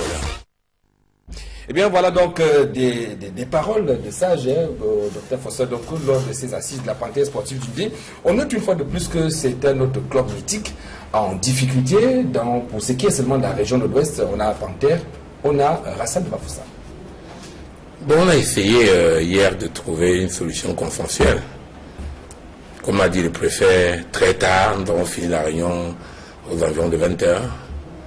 La nuit, certainement, porte conseil et que l'intérêt de Panthère va primer tous les intérêts des partis. Donc, moi je pense qu'il faut tout faire que la Panthère s'affilie. Il faut tout faire qu'il y ait une stabilité dans la Panthère. On a dit à toutes les parties et les chefs, je pense qu'on pris la bonne décision. Nous allons voir, c'est à eux. J'étais là comme représentant du président du conseil d'administration de la Ligue, pour leur expliquer l'esprit et les règles qui régissent notre football professionnel. Ils ont bien compris. Et je pense que dans les 24 et 48 heures, la Panthère devrait s'affilier. Et la seule chose que je répète depuis hier, c'est de dire qu'on ne peut pas avoir tant de talent, dans le sens des personnalités qui peuvent signer pour diriger cette grande équipe, et qui est en même temps tant de divergence. C'est pas. Vous allez me demander de faire peut-être une autre thèse pour expliquer cela. On a des valeurs, que ce soit M. Famawa, des grandes valeurs. Maintenant, les rois, les 13 rois du Ndé vont décider, parce qu'ils sont détenteurs de l'équipe. Ils vont décider, comme a dit le préfet, dans la sagesse. Ce n'est pas aller dans les débats juridiques, car le débat juridique n'aide jamais. Il faut trouver une solution consensuelle, et je pense que c'est cette solution qu'ils devraient présenter dans leur procès verbal à la Ligue et à l'Africa Foot. On parle à présent de la Coupe d'Afrique des Nations 2019 de football. Bien évidemment, avec la réaction du bureau du comité exécutif de la Confédération africaine de football par l'entremise de son président Ahmad, qui a donné quelques signes qui pourraient amener aux uns et aux autres à faire croire que le Cameroun n'était pas encore à mesure d'organiser cette compétition. Cette grande messe du football africain, c'était au sorti de la 40e Assemblée générale de la Confédération africaine de football tenue du côté de Casablanca au Maroc. Entre autres déclarations du président Ahmad, il a indiqué clairement qu'il y a une différence énorme entre les rapports des inspecteurs qui étaient au Cameroun et le cahier des charges. Donc ce qui amène aux uns et aux autres à dire que le Cameroun n'est pas du tout prêt, les choses n'évoluent pas. Donc c'est un cri d'alerte quand même donné par le président de la CAF, Dr Faustin. Vous le dites très bien. Vous aurez peut-être dû donner les sons. Dans tous les cas, c'est un moyen de mettre la pression sur le Cameroun. On a pris acte. Il faut se mettre au travail. Ce qui est clair, c'est que nous devons nous mettre au travail. Et le premier sportif camerounais a pris l'engagement. Maintenant, il est question que nous nous réunissions, que nous mettions tous nos efforts pour réaliser cet objectif. Ça passe effectivement. Nous connaissons le cahier de charge. Donc nous devons tout faire pour le respecter. Les infrastructures, les stades, les hôpitaux, les hôtels, parce que ce ne sont pas seulement que les stades. Et je pense que le gouvernement vraiment est à l'œuvre pour que tout ça se réalise. Moi, je pense que ce n'est pas une mauvaise chose de mettre la pression sur nous. Parce qu'il ne faut pas que nous dormions sur nos lauriers en disant, voilà, la première inspection est passée. Nous devons nous rappeler que d'ici quelques mois, la deuxième et la plus importante va arriver. Bon, ne soyez pas impressionnés parce que dit le président de la CAF, c'est normal, c'est un moyen de communication connu. Hein? On donne des annonces, on sait ce qu'il y a en background. Donc, nous devons retenir que la CAF est très attentive et très vigilante sur ce qui se passe en termes de cahier de charge pour le Cameroun. D'accord. Nous devons prendre acte et se mettre au travail. Alors, coach, est-ce que vous pensez comme d'autres qui ont interprété cette sortie d'Ahmad comme étant un acharnement à l'endroit du Cameroun? On se rappelle déjà sa première sortie, sa toute première, en ce qui concerne l'organisation de cette Coupe d'Afrique des Nations. Ahmad, s'agit-il d'un acharnement ou bien d'un discours de vérité quand même à l'endroit du Cameroun pour cette Coupe d'Afrique en 2019? Moi, je me dis que ce n'est pas un acharnement. Je pense qu'il est en train de faire savoir au peuple camerounais ou bien au gouvernement qu'il faudra se mettre au travail pour que au J-jour, tout se passe bien. Quand il fait cela, c'est pour faire en sorte que chacun soit éveillé, pour se poser la question que si on perd cette organisation, que devons-nous faire? Donc moi je pense que ce n'est pas un problème d'acharnement. Il ne fait que attirer l'attention au peuple camerounais que faites le maximum d'efforts de faire ce qu'on vous demande afin que la CAN puisse se passer dans les bonnes conditions. Je pense, merci coach, il faudrait juste se rappeler à Jean Pascal que ne retombons pas dans ce piège d'acharnement. Ça nous va coûter quelques centimes de dépenses pour la diplomatie, à cause de ce discours d'acharnement qui avait été donné par nos médias et certains médias. Ce n'est pas un acharnement, je veux me répéter, mais évitons ça. C'est un cri, vous avez vous-même utilisé cri d'alerte, c'est un moyen de pression. Il faut un discours de vérité. Oui, on ne compte pas véritablement par Faustin Donko, vous, tout comme le coach, vous résidez dans la ville de Douala. Douala qui est un des sites retenus pour abriter cette Coupe d'Afrique des Nations. Il y a des infrastructures sportives, c'est un autre aspect qu'a relevé le président de la CAF. On constate sur le terrain que rien véritablement n'évolue au niveau de certains sites. Je veux d'ailleurs vous proposer de suivre ce reportage qui a été réalisé dans la ville de Douala par Kedia, qui revient quand même sur cet aspect assez primordial pour l'organisation de la Coupe d'Afrique des Nations qu'est l'infrastructure sportive.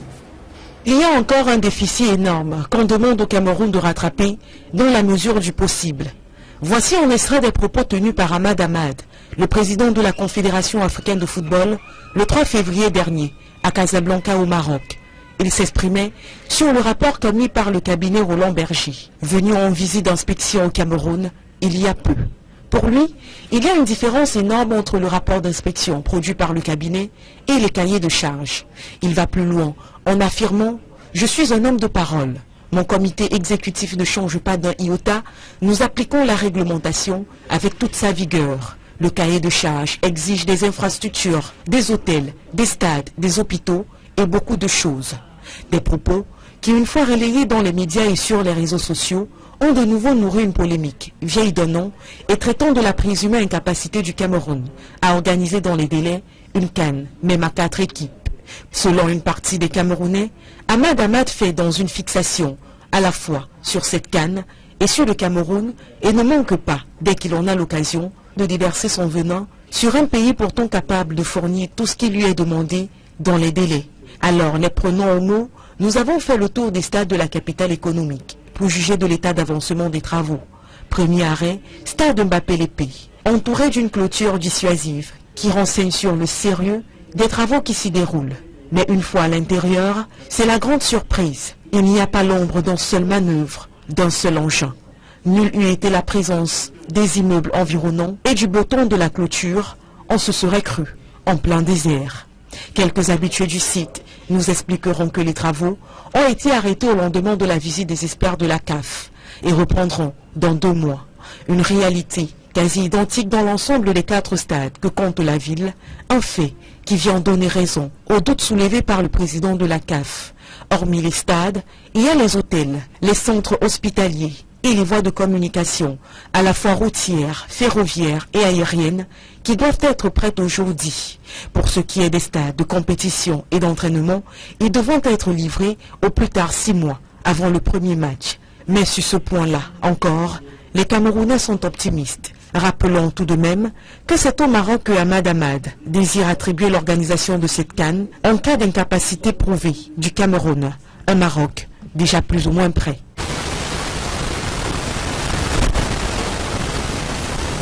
Des images qui parlent d'elles-mêmes. Oui, des images qui parlent d'elles-mêmes et le discours, comme disait le coach tout à l'heure, et comme vous l'avez vous-même dit, qui était un cri d'alarme pour dire faites attention, faisons attention. Faisons attention. Et je pense que si vous voulez que je sois sans diplomatie, nous ne pouvons pas prendre le risque de, quand le chef a dit que nous ferons peu les jours J, qu'il y ait autre chose. Moi, je pense qu'il y a les directions, les différentes commissions qui ont été mises sur pied. Ils doivent véritablement se mettre au travail. Ah ouais. Et je pense que c'est ce qui va être fait. Moi, je ne suis pas contre qu'il y ait des moyens de pression, mais nous devons nous mettre au travail. On a plutôt ça sera très gênant, embêtant qu'on n'organise pas cette CAN 2019. Monsieur le PCA, je vais vous dire quelque chose. Moi, je souhaiterais mieux que nous, s'il arrivait que le Cameroun n'organise pas cette CAN, ce que je ne souhaite pas, que ça puisse arriver au moins à 3 mois. Donc, à moins de 3 mois, qu'on ait au moins fini les infrastructures sportives. Si on n'organise pas la CAN, on peut au moins gagner. Oui. Oh, mais quand même, le cas de Douala est quand même assez... Tiens, Pascal, je vais terminer en disant ce cri d'alarme, je pense qu'il n'est pas allé dans les oreilles des sourds. Il faudra tout faire pour qu'on organise cette CAN. Ça passe par ces infrastructures. Nous n'aurons pas d'excuses, nous n'aurons plus d'excuses si jamais ce n'est pas fait.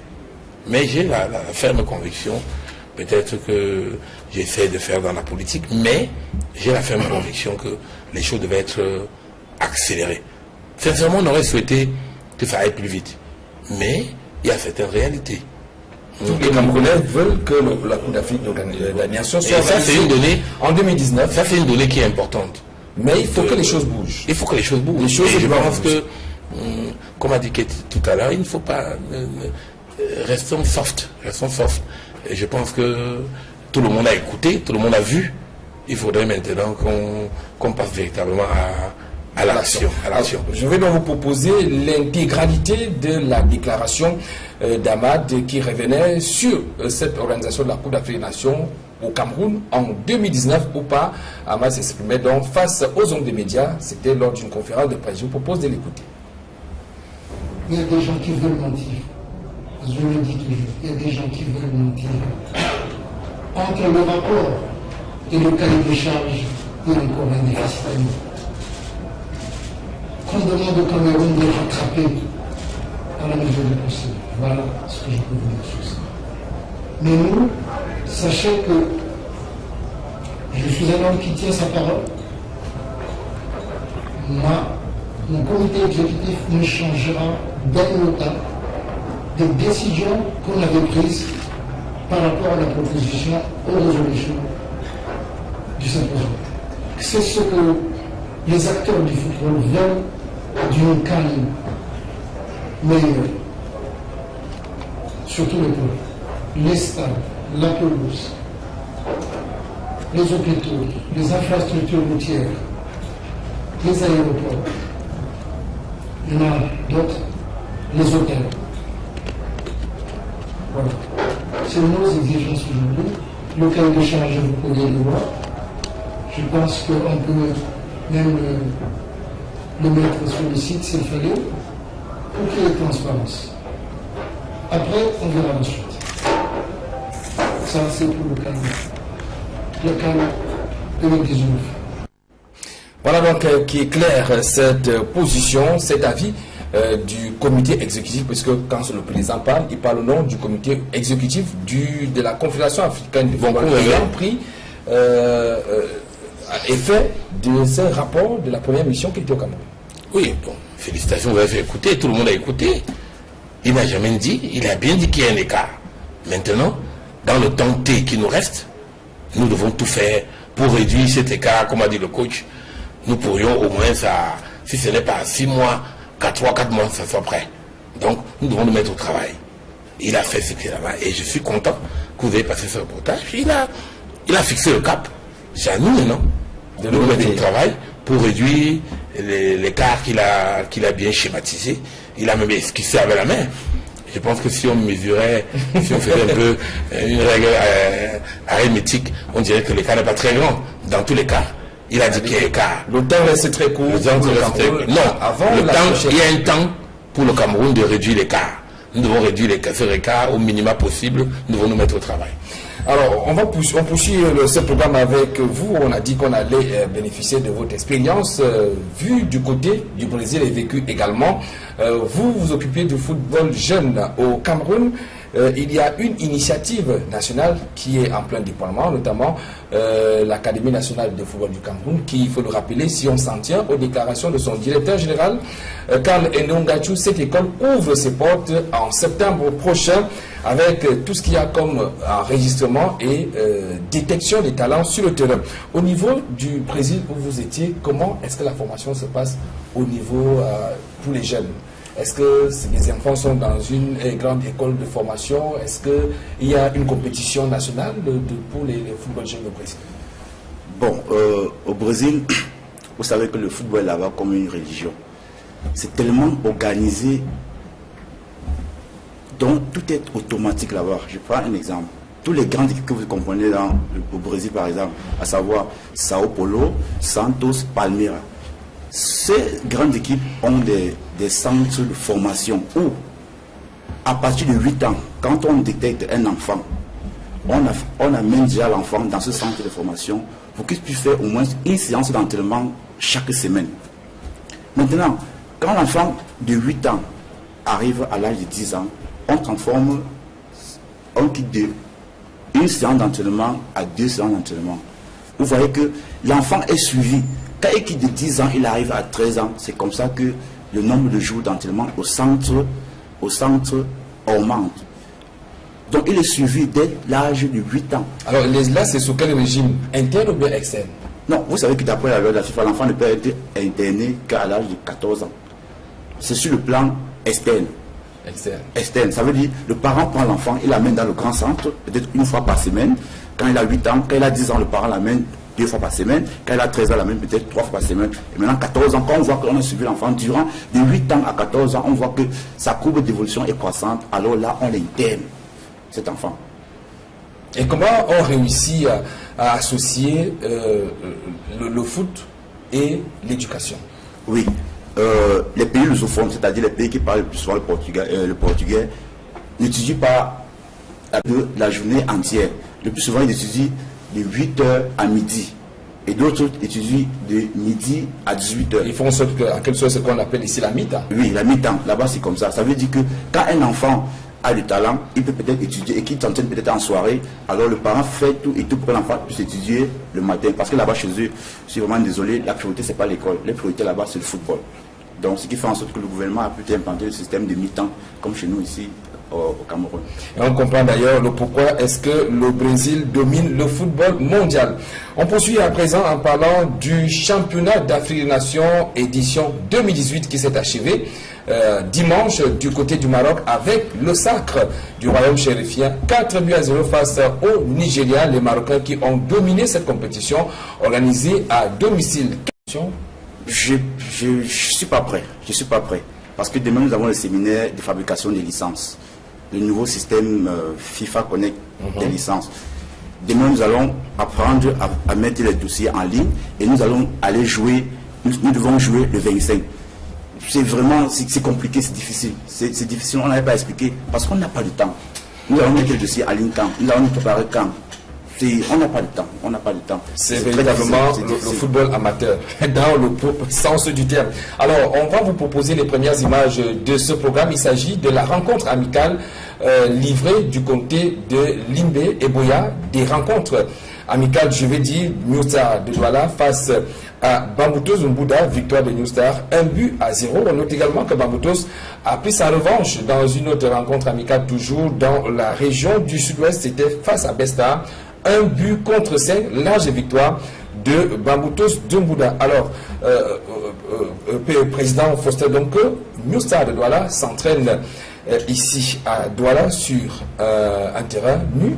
Et là, il dispute ses rencontres amicales sur du gazon. Est-ce qu'il n'y aura pas un problème d'adaptation pour les joueurs qui vont aller sur la scène africaine dès samedi prochain?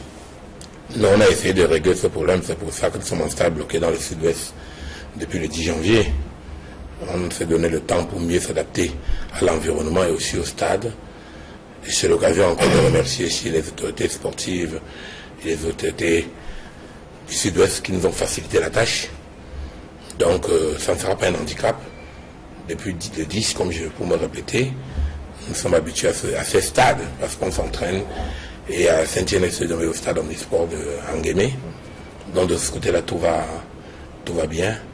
Il faut plutôt, comme le coach l'a dit, nous avons peut-être des regrets. On aurait bien voulu faire des matchs de championnat, quelques 4, 5, 6 matchs comme on avait planifié, dommage.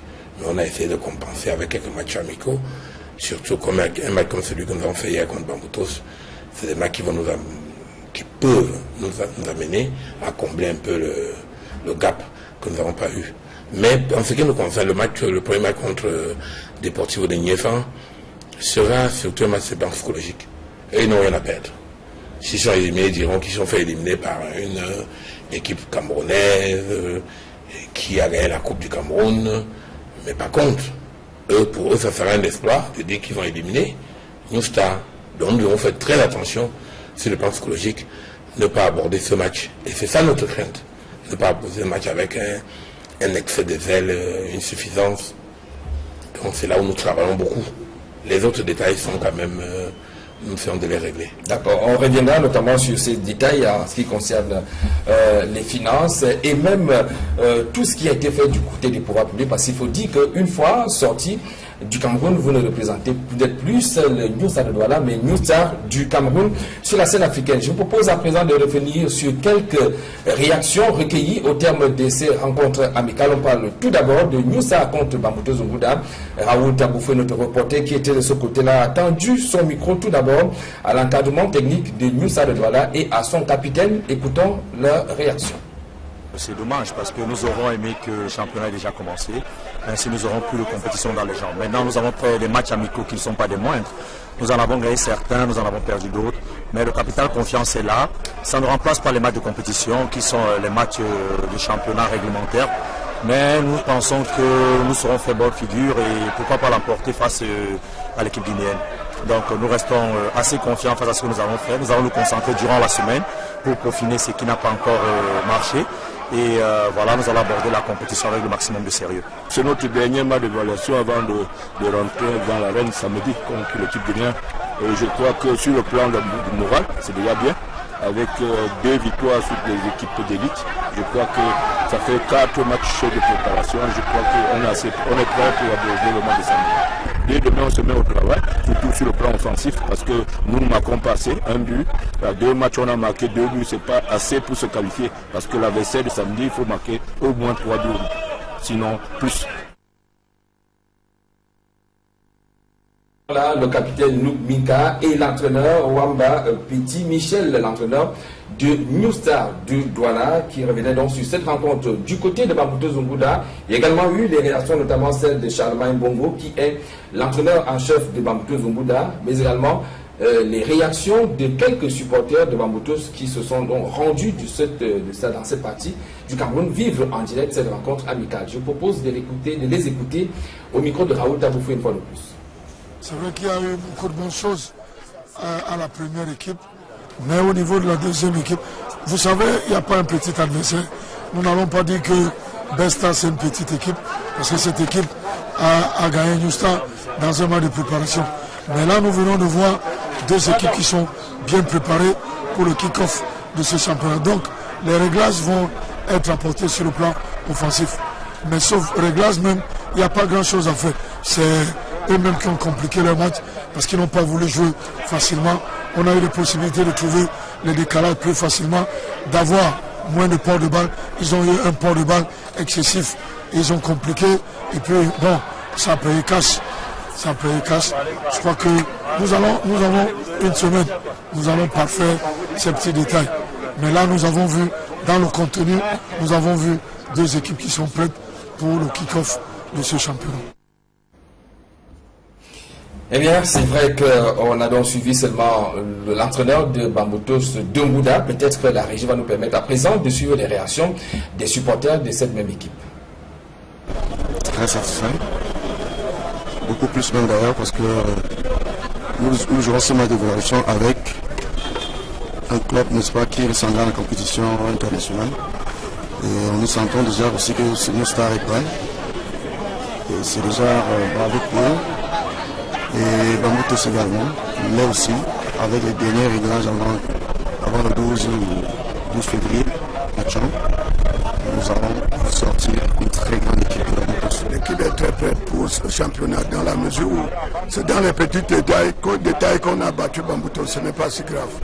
Oui, on peut dire satisfaire à la mesure possible car on vient de vivre une très belle rencontre de football. Il est vrai que pour mon équipe, il y a encore quelques petits réglages. Je pense que d'ici à la 5e journée, tout sera parfait. Nous sommes tellement prêts parce que nous voulons jouer un match à Boya. Donc comme nous avons perdu 1-0 contre New Star, je suis sûr que nos poussins sont prêts. Et nous allons gagner avec les champs. Parce que les gars sont tellement prêts, je ne sais pas dire. Et qu'Aigre nous attend. Ils vont voir ce qu'ils cherchent. Les 3 premiers points que nous allons prendre ça devant Aigre. Et à domicile, chez eux. Eh bien, on poursuit donc cette édition de 100% Foot, toujours accompagné de nos invités, Dr Faustin Donko et Love Ndjonga, entraîneur de football. Alors, le PCA de New Star de Douala que vous êtes, on a la chance de vous avoir. Il va falloir qu'on essaye d'éclaircir certains points d'ombre, notamment au terme de ces finales que vous avez remportées. Face à UMS Ouloum, il y a eu des choses qui ont été dites, notamment cette affaire de prime 1 million de francs CFA qui, selon certaines joueurs représentaient les frais de la victoire à la Coupe du Cameroun, les primes de la victoire, et d'autres parlaient plutôt de la prime de reconduction de leur contrat. Qu'est-ce qu'il en est exactement, Dr Faustin, de cette affaire? C'est une affaire interne à l'équipe. On ne débat pas ça dans les médias. Tout ce qu'il peut vous dire, c'est que c'est déjà bien que vous ayez...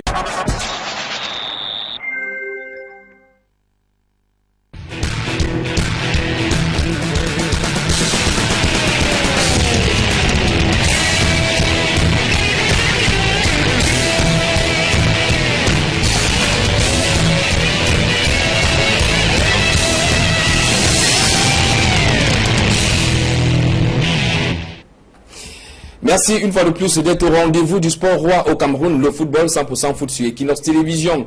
Ils sont 2 ambassadeurs camerounais en ce qui concerne le football qui vont représenter le Cameroun sur la scène interclub africaine ce week-end. Il s'agit de New Star de Douala en tant que vainqueur de la Coupe du Cameroun et d'E-Sport Lalé qui est champion du Cameroun 2017. Ces clubs qui n'ont pas encore de compétition dans les jambes, comme vous le savez bien, le championnat. Et l'Idoine professionnel du Cameroun n'a pas encore démarré. Quelles sont les chances de New Star et d'E-Sport Lalé qui est? Nous essayerons d'apporter quelques éléments de réponse dans ce programme. Tout comme on reviendra sur la déclaration du président de la Confédération africaine de football, Ahmad, qui a laissé entendre que le Cameroun n'avait pas encore convaincu l'instance fêtière du football africain quant à sa capacité à organiser la Coupe d'Afrique des Nations en 2019. C'était en marge de la 40e Assemblée Générale de la CAF tenue du côté de Casablanca au Maroc. Cela fait un an, jour pour jour, que le Cameroun a remporté la Coupe d'Afrique des Nations au Gabon. On se rappelle encore ces moments heureux, mais après, quel est le bilan que l'on peut faire des Lions indomptables un an après cette victoire? On reviendra dans cette émission, tout comme on vous fera le bilan du championnat d'Afrique des Nations, 5e édition organisée par le Maroc et remportée également par le royaume chérifien. C'était hier face au Nigeria. Des nouvelles des footballeurs à l'étranger, comme vous êtes habitués de ce programme, ça sera vers la fin de ce programme. Merci une fois de plus d'être au rendez-vous. Et bien, pour nous accompagner tout au long des 90 prochaines minutes, deux invités de marque. Tout d'abord, Love Djongan, j'espère que j'ai bien prononcé. Love Djongan. Merci, bonsoir et bienvenue sur ce plateau de 100% foot. Merci, bonsoir et bonsoir à tous ceux qui nous suivent à la maison. Vous êtes entraîneur de football et vous avez la particularité d'avoir exercé votre profession au Brésil. Et vous étiez d'ailleurs, vous m'avez dit que vous êtes l'unique entraîneur d'origine camerounaise à avoir exercé du côté du Brésil, c'est ça? Oui, c'est vrai. Je suis le premier Camerounais à être entraîné en première division au Brésil, la catégorie de moins de 20 ans. Parce que vous savez, au Brésil, toutes les équipes de première division doivent avoir une équipe de moins de 20 ans. Donc je suis le premier Africain dans toute l'histoire du football. Alors, je vous ai resté au Cameroun, donc vous êtes le premier Africain. Oui. D'accord. On aura le temps de partager cette expérience du Brésil par rapport à ce qui se passe au Cameroun, sur le temps puisque le Cameroun est également lancé dans cette logique de former le football à la base avec la mise sur place de l'Académie nationale de football. Notre invité de marque qui nous accompagne ce soir, il est le président du conseil d'administration de New Star de Douala, vous l'avez compris, c'est l'un des ambassadeurs du Cameroun sur la scène interclub africaine dès le week-end prochain. Dr Foster Donko, bonsoir. Bonsoir Etienne, bonsoir à tous vos téléspectateurs, et bonsoir à tous ceux qui nous regardent. Alors nous sommes à jour J-4 au sein de la première sortie africaine de New Star de Douala. Comment est-ce qu'on se sent à quelques jours d'une telle confrontation? Bon, on va faire l'évaluation à partir de jeudi. Il y a beaucoup de pression. Vous savez qu'on a dû perdre 2 places de représentativité pour le Cameroun et puis ça nous met une pression supplémentaire. Les autorités ont demandé qu'on puisse mettre le paquet pour pouvoir passer en phase de poule. Nous travaillons là-dessus. Je pense qu'on a beaucoup de pression quand même. Il y a aussi un peu la peur de mal faire. Vous connaissez que la première expérience n'a pas été la bonne avec la commission CAF il y a 2 ans. Nous nous mettons au travail et nous pensons à partir de jeudi faire une évaluation totale. Alors vous avez quand même un adversaire, un nom qui ne résonne pas du tout fort dans le milieu du football. Il s'agit du Deportivo Niéfan en club équato-guinéen. Quelles sont les nouvelles que vous avez de votre adversaire? Bon, on a des nouvelles. C'est une équipe qui jouait en Ligue 2 l'année dernière, qui vient de monter en première division. Et c'est ça qui fait un peu la peur de ce match. Comme les techniciens le disent, c'est un match piège parce que les enfants ont tendance à penser que c'est une équipe qui était en Ligue 2. Et c'est là qu'il faut faire très attention. Donc nous travaillons sur le plan psychologique pour leur faire comprendre que c'est au contraire le genre de match qui est difficile à négocier. Donc nous demandons aux enfants d'être concentrés jusqu'au sifflet final, surtout que nous jouons le match aller à domicile, nous devons faire très attention. Alors, New Star de Douala, quand même, vainqueur de la Coupe du Cameroun de football en 2017 face à UMS de Loum. On a vu cette belle finale, très belle rencontre d'ailleurs. New Star de Douala, quelle ossature est-ce que vous allez présenter face à cette équipe équato-guinéenne? C'est le même groupe qui a remporté la finale du Cameroun qui sera face à cette équipe samedi prochain? Bon, nous sommes une économie de marché, c'est valable aussi pour le football professionnel. mais on a pu quand même garder presque 70% de notre effectif.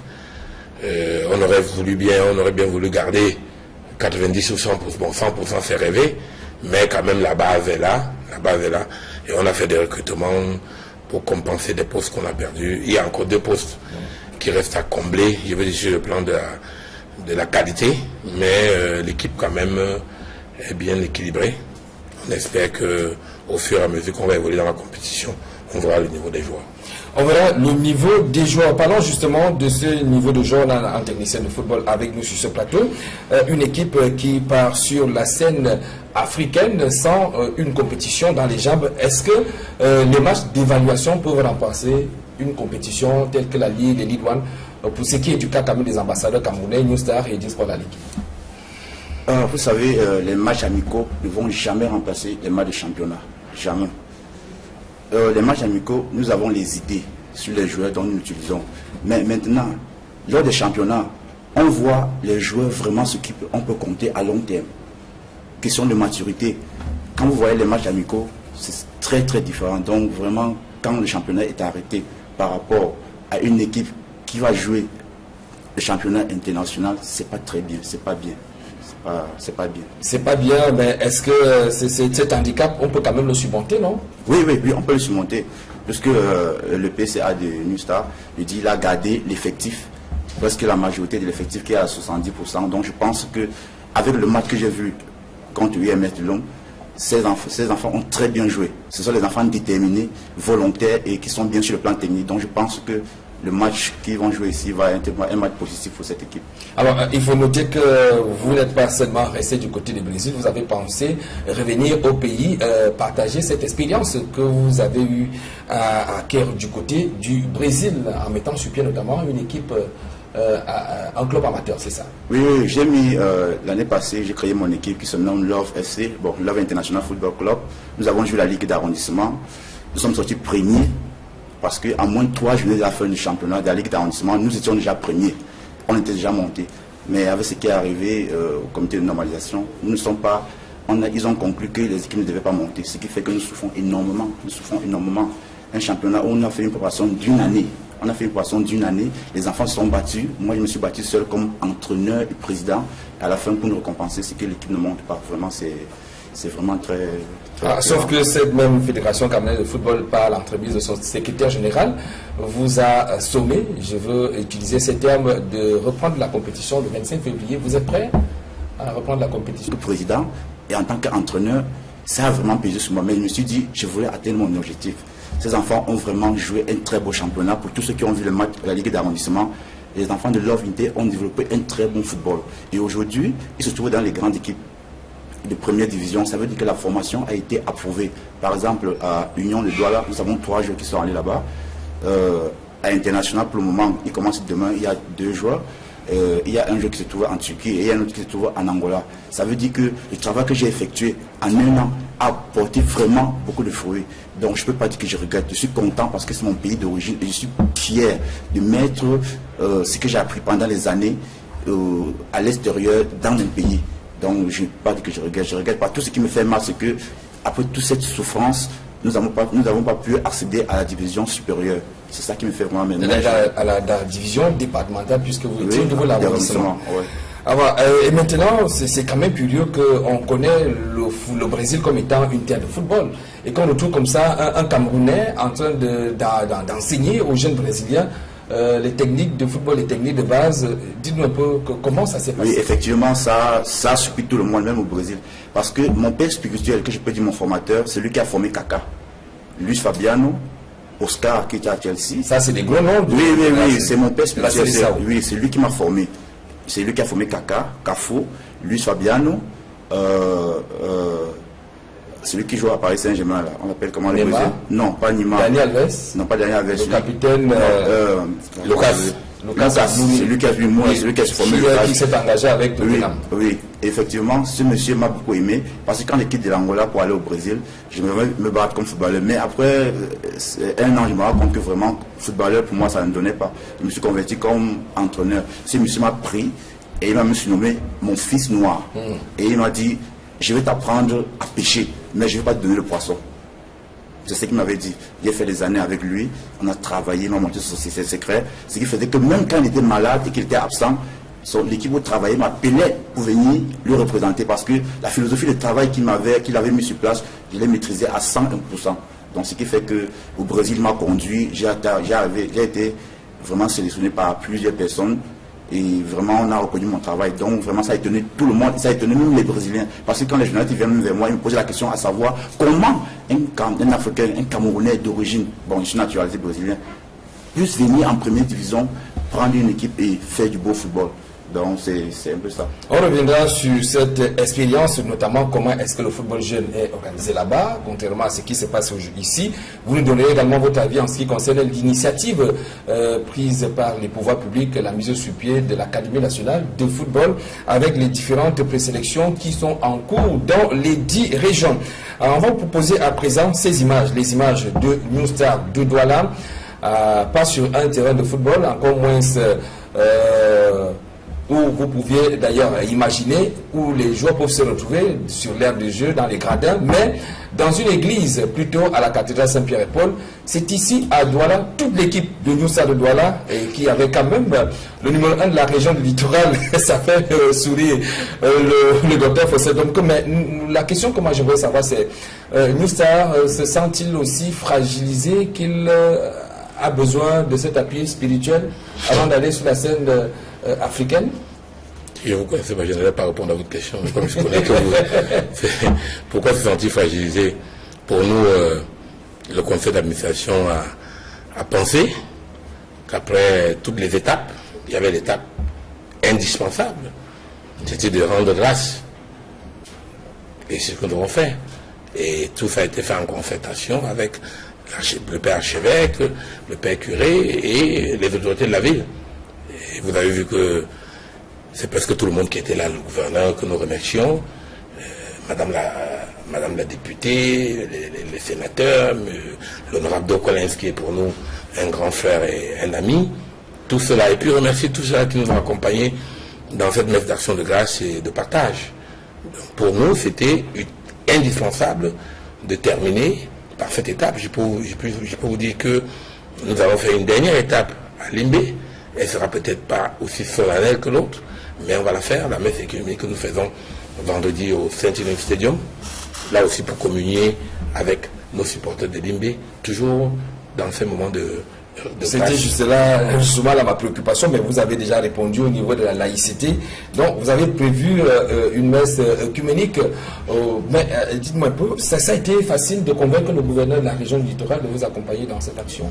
Non, on n'a pas eu besoin de le convaincre, il fallait juste qu'il arrange son programme, et il a tout fait. Le ministre de la Mission territoriale était dans la ville, vous voyez qu'il a trouvé le temps, il avait un programme chargé, il y avait le lancement de la journée de la jeunesse à Yabassi, donc on n'a pas eu besoin de le convaincre. C'est un grand sportif et il tient à accompagner pas seulement New Star, à accompagner pas seulement les activités sportives, toutes les activités. Je ne suis pas son directeur de cabinet, mais je juge par tout ce qu'il fait en ce qui nous concerne. Dès lors que nous avons eu une discussion en audience, il a validé le principe et il fallait qu'on s'entende seulement sur la date. Et cette date du 3 était la date optimale pour toutes les parties retenues. Alors, je vais peut-être reprendre ma question de tout à l'heure à l'entame de la présentation de ces images. Au-delà de cette messe d'action de grâce, New Star ressent-il le besoin d'une protection divine avant d'aller sur une compétition comme celle qui commence samedi prochain? Non. New Star a l'obligation, New Star, le conseil d'administration, les joueurs, les dirigeants pensent qu'ils ont l'obligation de rendre grâce au Seigneur quand, après une année sportive comme celle-là, vous avez eu une telle victoire. C'est une obligation. Et ce que nous avons fait. Et nous allons continuer à le faire. On le fait tout le temps. Mais il fallait là que ce soit symbolique.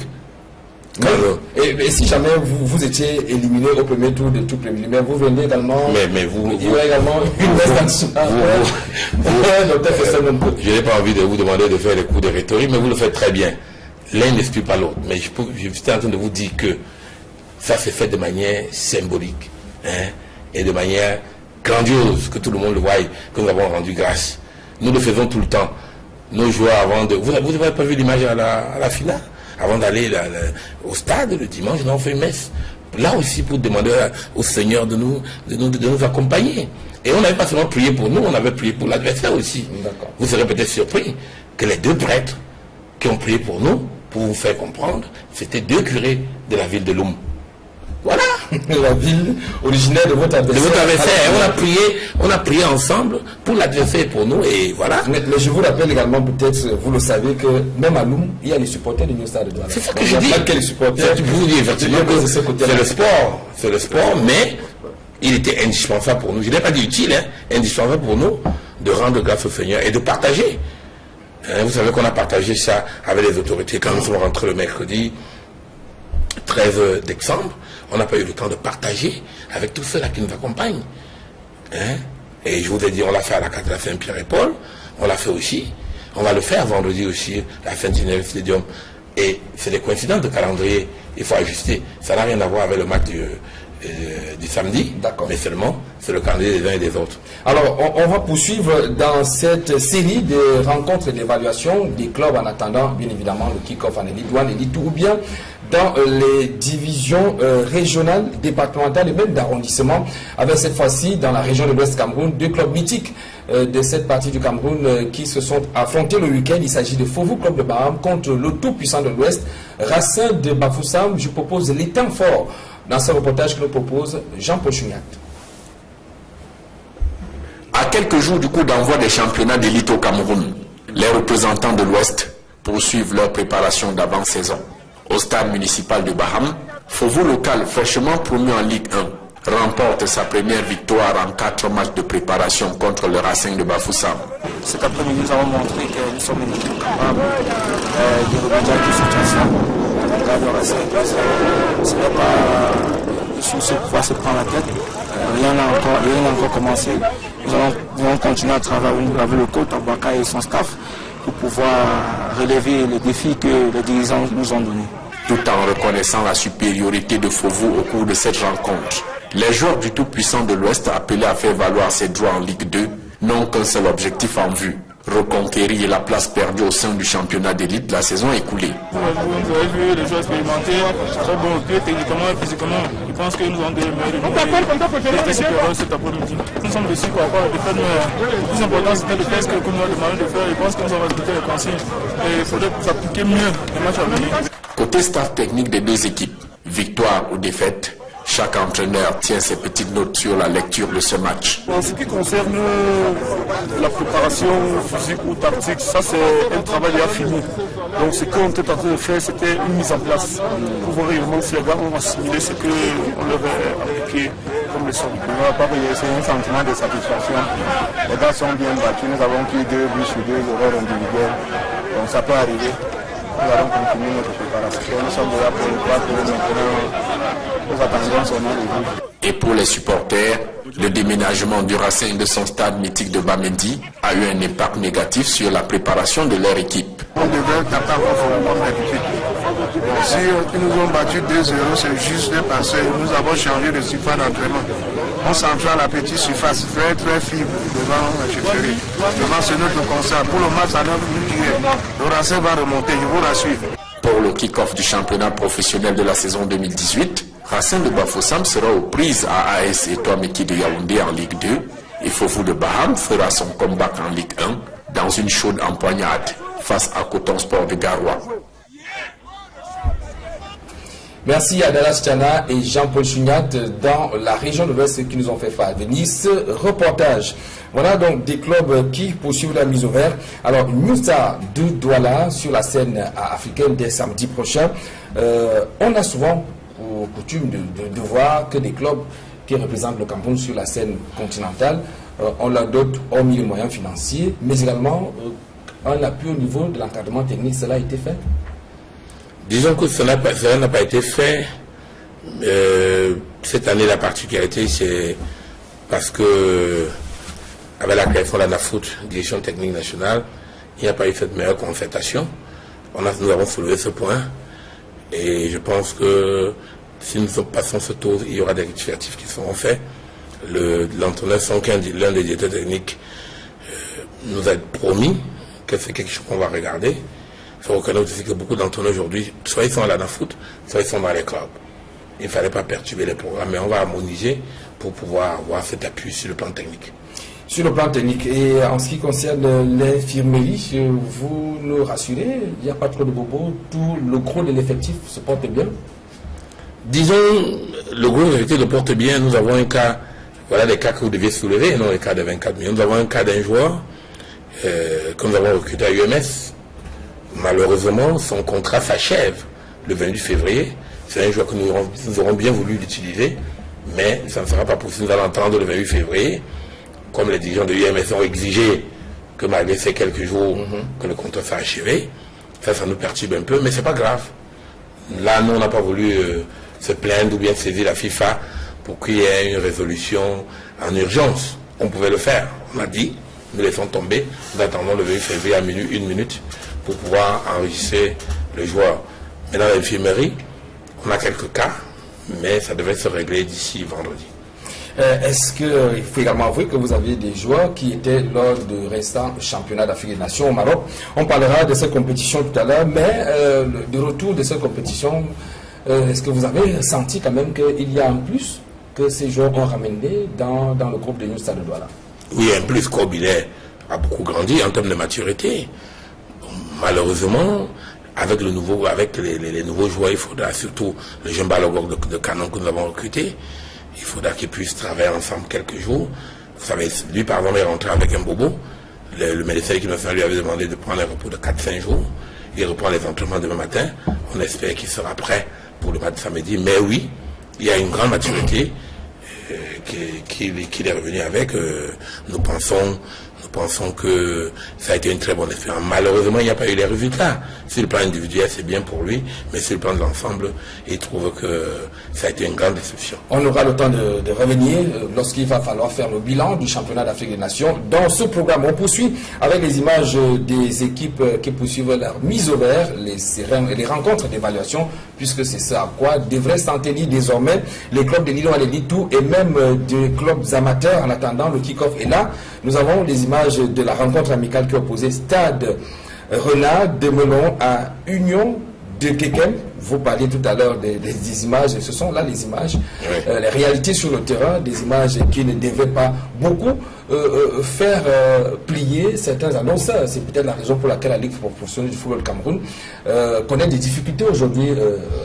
Vous avez la question, vous avez la réponse. Quand vous voyez des images comme ça, ça ne fait pas plaisir. Ça ne fait pas plaisir. Nous disons tous vivement 2019.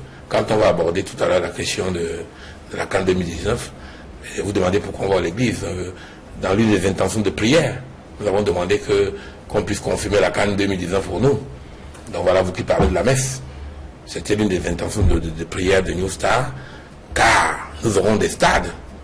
Parce qu'on ne peut pas jouer au football dans des stades comme ça. Ça, c'est de l'amusement. C'est pour un peu passer le temps. Je mal d'évaluation. Alors il faut rappeler que Stade Renard de Melon a fait gigal contre UMS Lund. C'est la rencontre qu'on a à l'image, 0 but partout. La première, c'était contre Union de Kekem, un club de D2 régional de l'Ouest. Victoire de la formation de Stade Renard de Melon, 3 buts à 0 face à cette rencontre.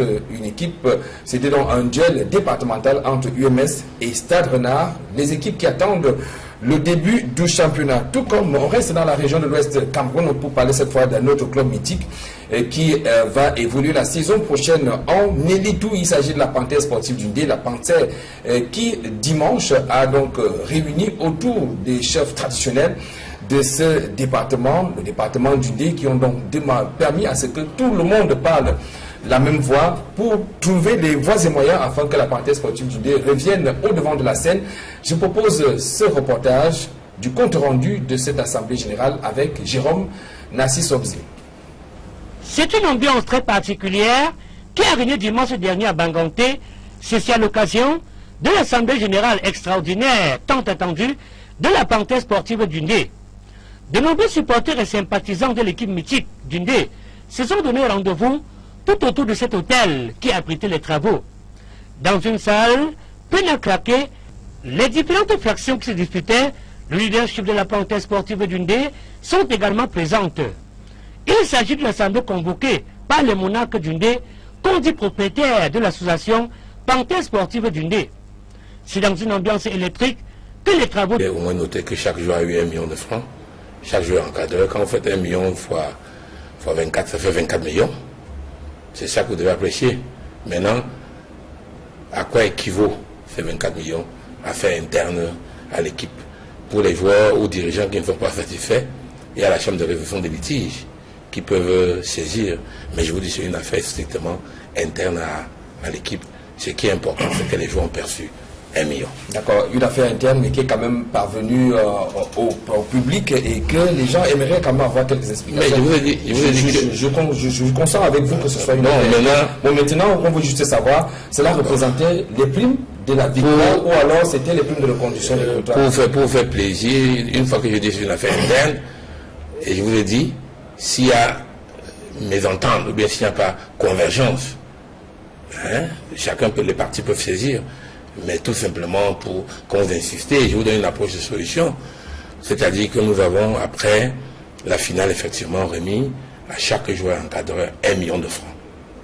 Mais il s'avère que dans les cahiers comptables, il y en avait quelques joueurs qui avaient des dettes, qui avaient pris des avances sur salaire ou alors plusieurs lignes. Et on nous a présenté le bilan. Dans l'euphorie de la victoire, nous voulions, d'ailleurs les joueurs ont perçu cet argent la veille du match. Donc il n'était pas comme au tournoi, dans une victoire comme celle-là, maintenant de dire rembourser, on leur fait confiance. Et je peux vous dire que sur les 18 joueurs, il y a beaucoup qui se sont conformés. Puis nous avons gardé près de 14 joueurs sur 18. Donc ce n'est pas à cause de 4 joueurs qui veulent faire du cocorico que nous allons faire, que vous allez faire un débat. Je vous dis, sur le vertu de 18 joueurs, nous avons gardé 14. Il y a Andoulou qui a l'intention d'aller à Coton, c'est son droit. Mais c'est aussi notre droit de dire que s'il y a une dette dans nos livres comptables, que nous puissions demander à Andoulou de les payer. C'est un exemple que je vous donne. Maintenant, si Andoulou se sent lésé, il peut saisir la chambre de résolution de litige.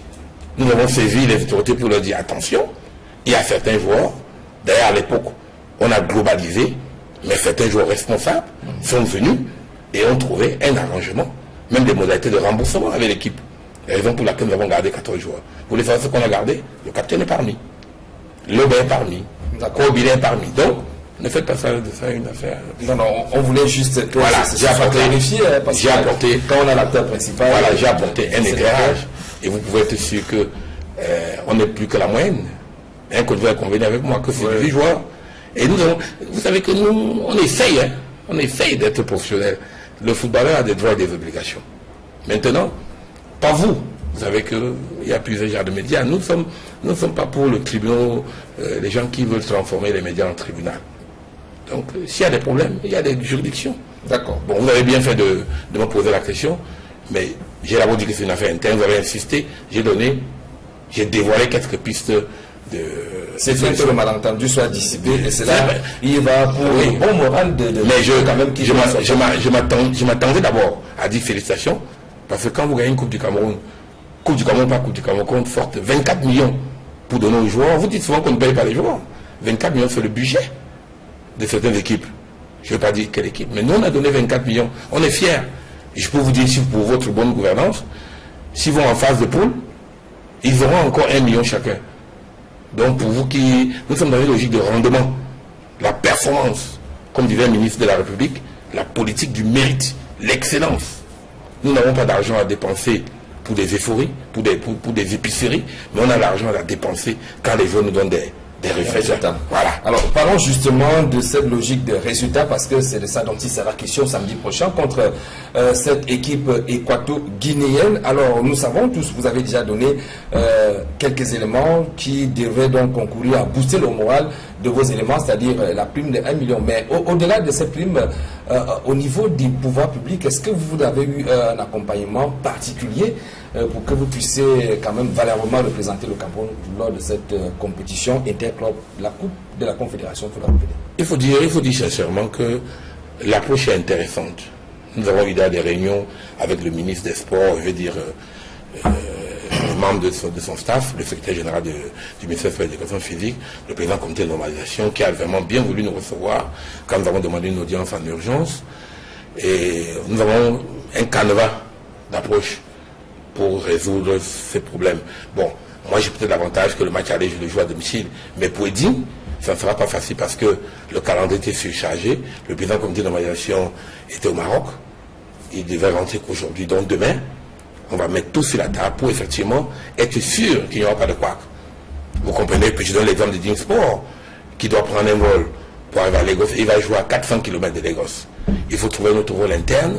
S'il n'y a pas de vol interne, il faut trouver des moyens que les gens ne soient pas fatigués. Je pense que c'est des problèmes que nous allons régler dans les 24 heures. Pour faire tout à fait simple, ça signifie que vous n'avez encore rien reçu là. Non, on n'a pas, mais les principes, on a les principes d'accompagnement. Mais pratiquement, ça devait se faire dans les 24-48 heures. Vous savez que dans une phase comme ça, il faut faire beaucoup de diplomatie. Ce n'est pas l'occasion ici de mettre de l'huile au feu. Mais nous sommes dans une dynamique avec les autorités pour qu'il y ait un accompagnement consistant. On a fait des budgets qu'on a présentés. Il y a des lignes qui n'ont pas validé. Il y a d'autres qui ont été validées de manière ferme.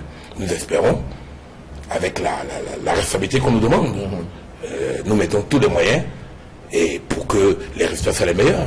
Quand vous êtes en stade bloqué à Limbe, stade bloqué fermé, un coach, mise au fermé pendant près d'un mois, ça a un coût.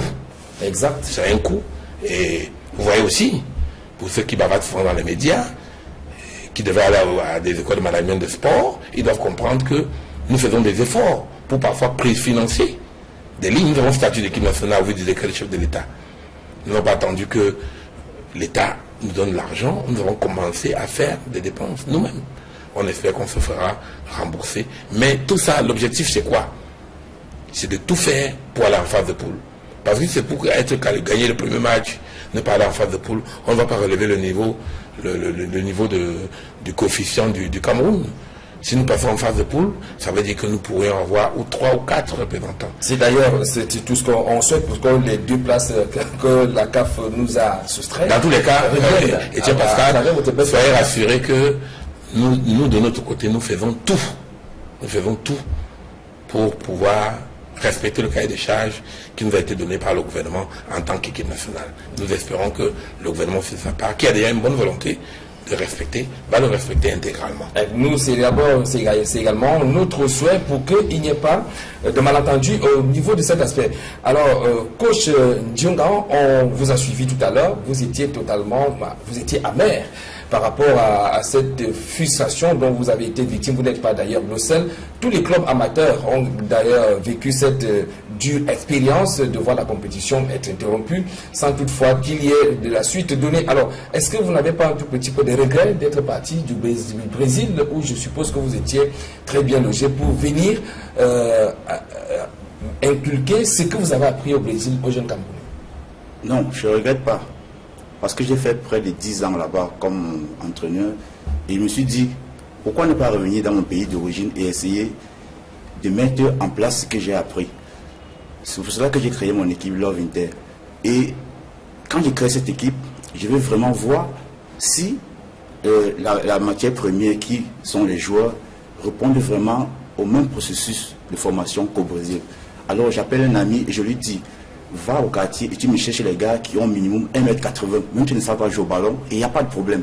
J'ai pris les gars du quartier qui n'ont jamais joué au ballon. On a travaillé 1 an. Sur les 1 an, moi en tant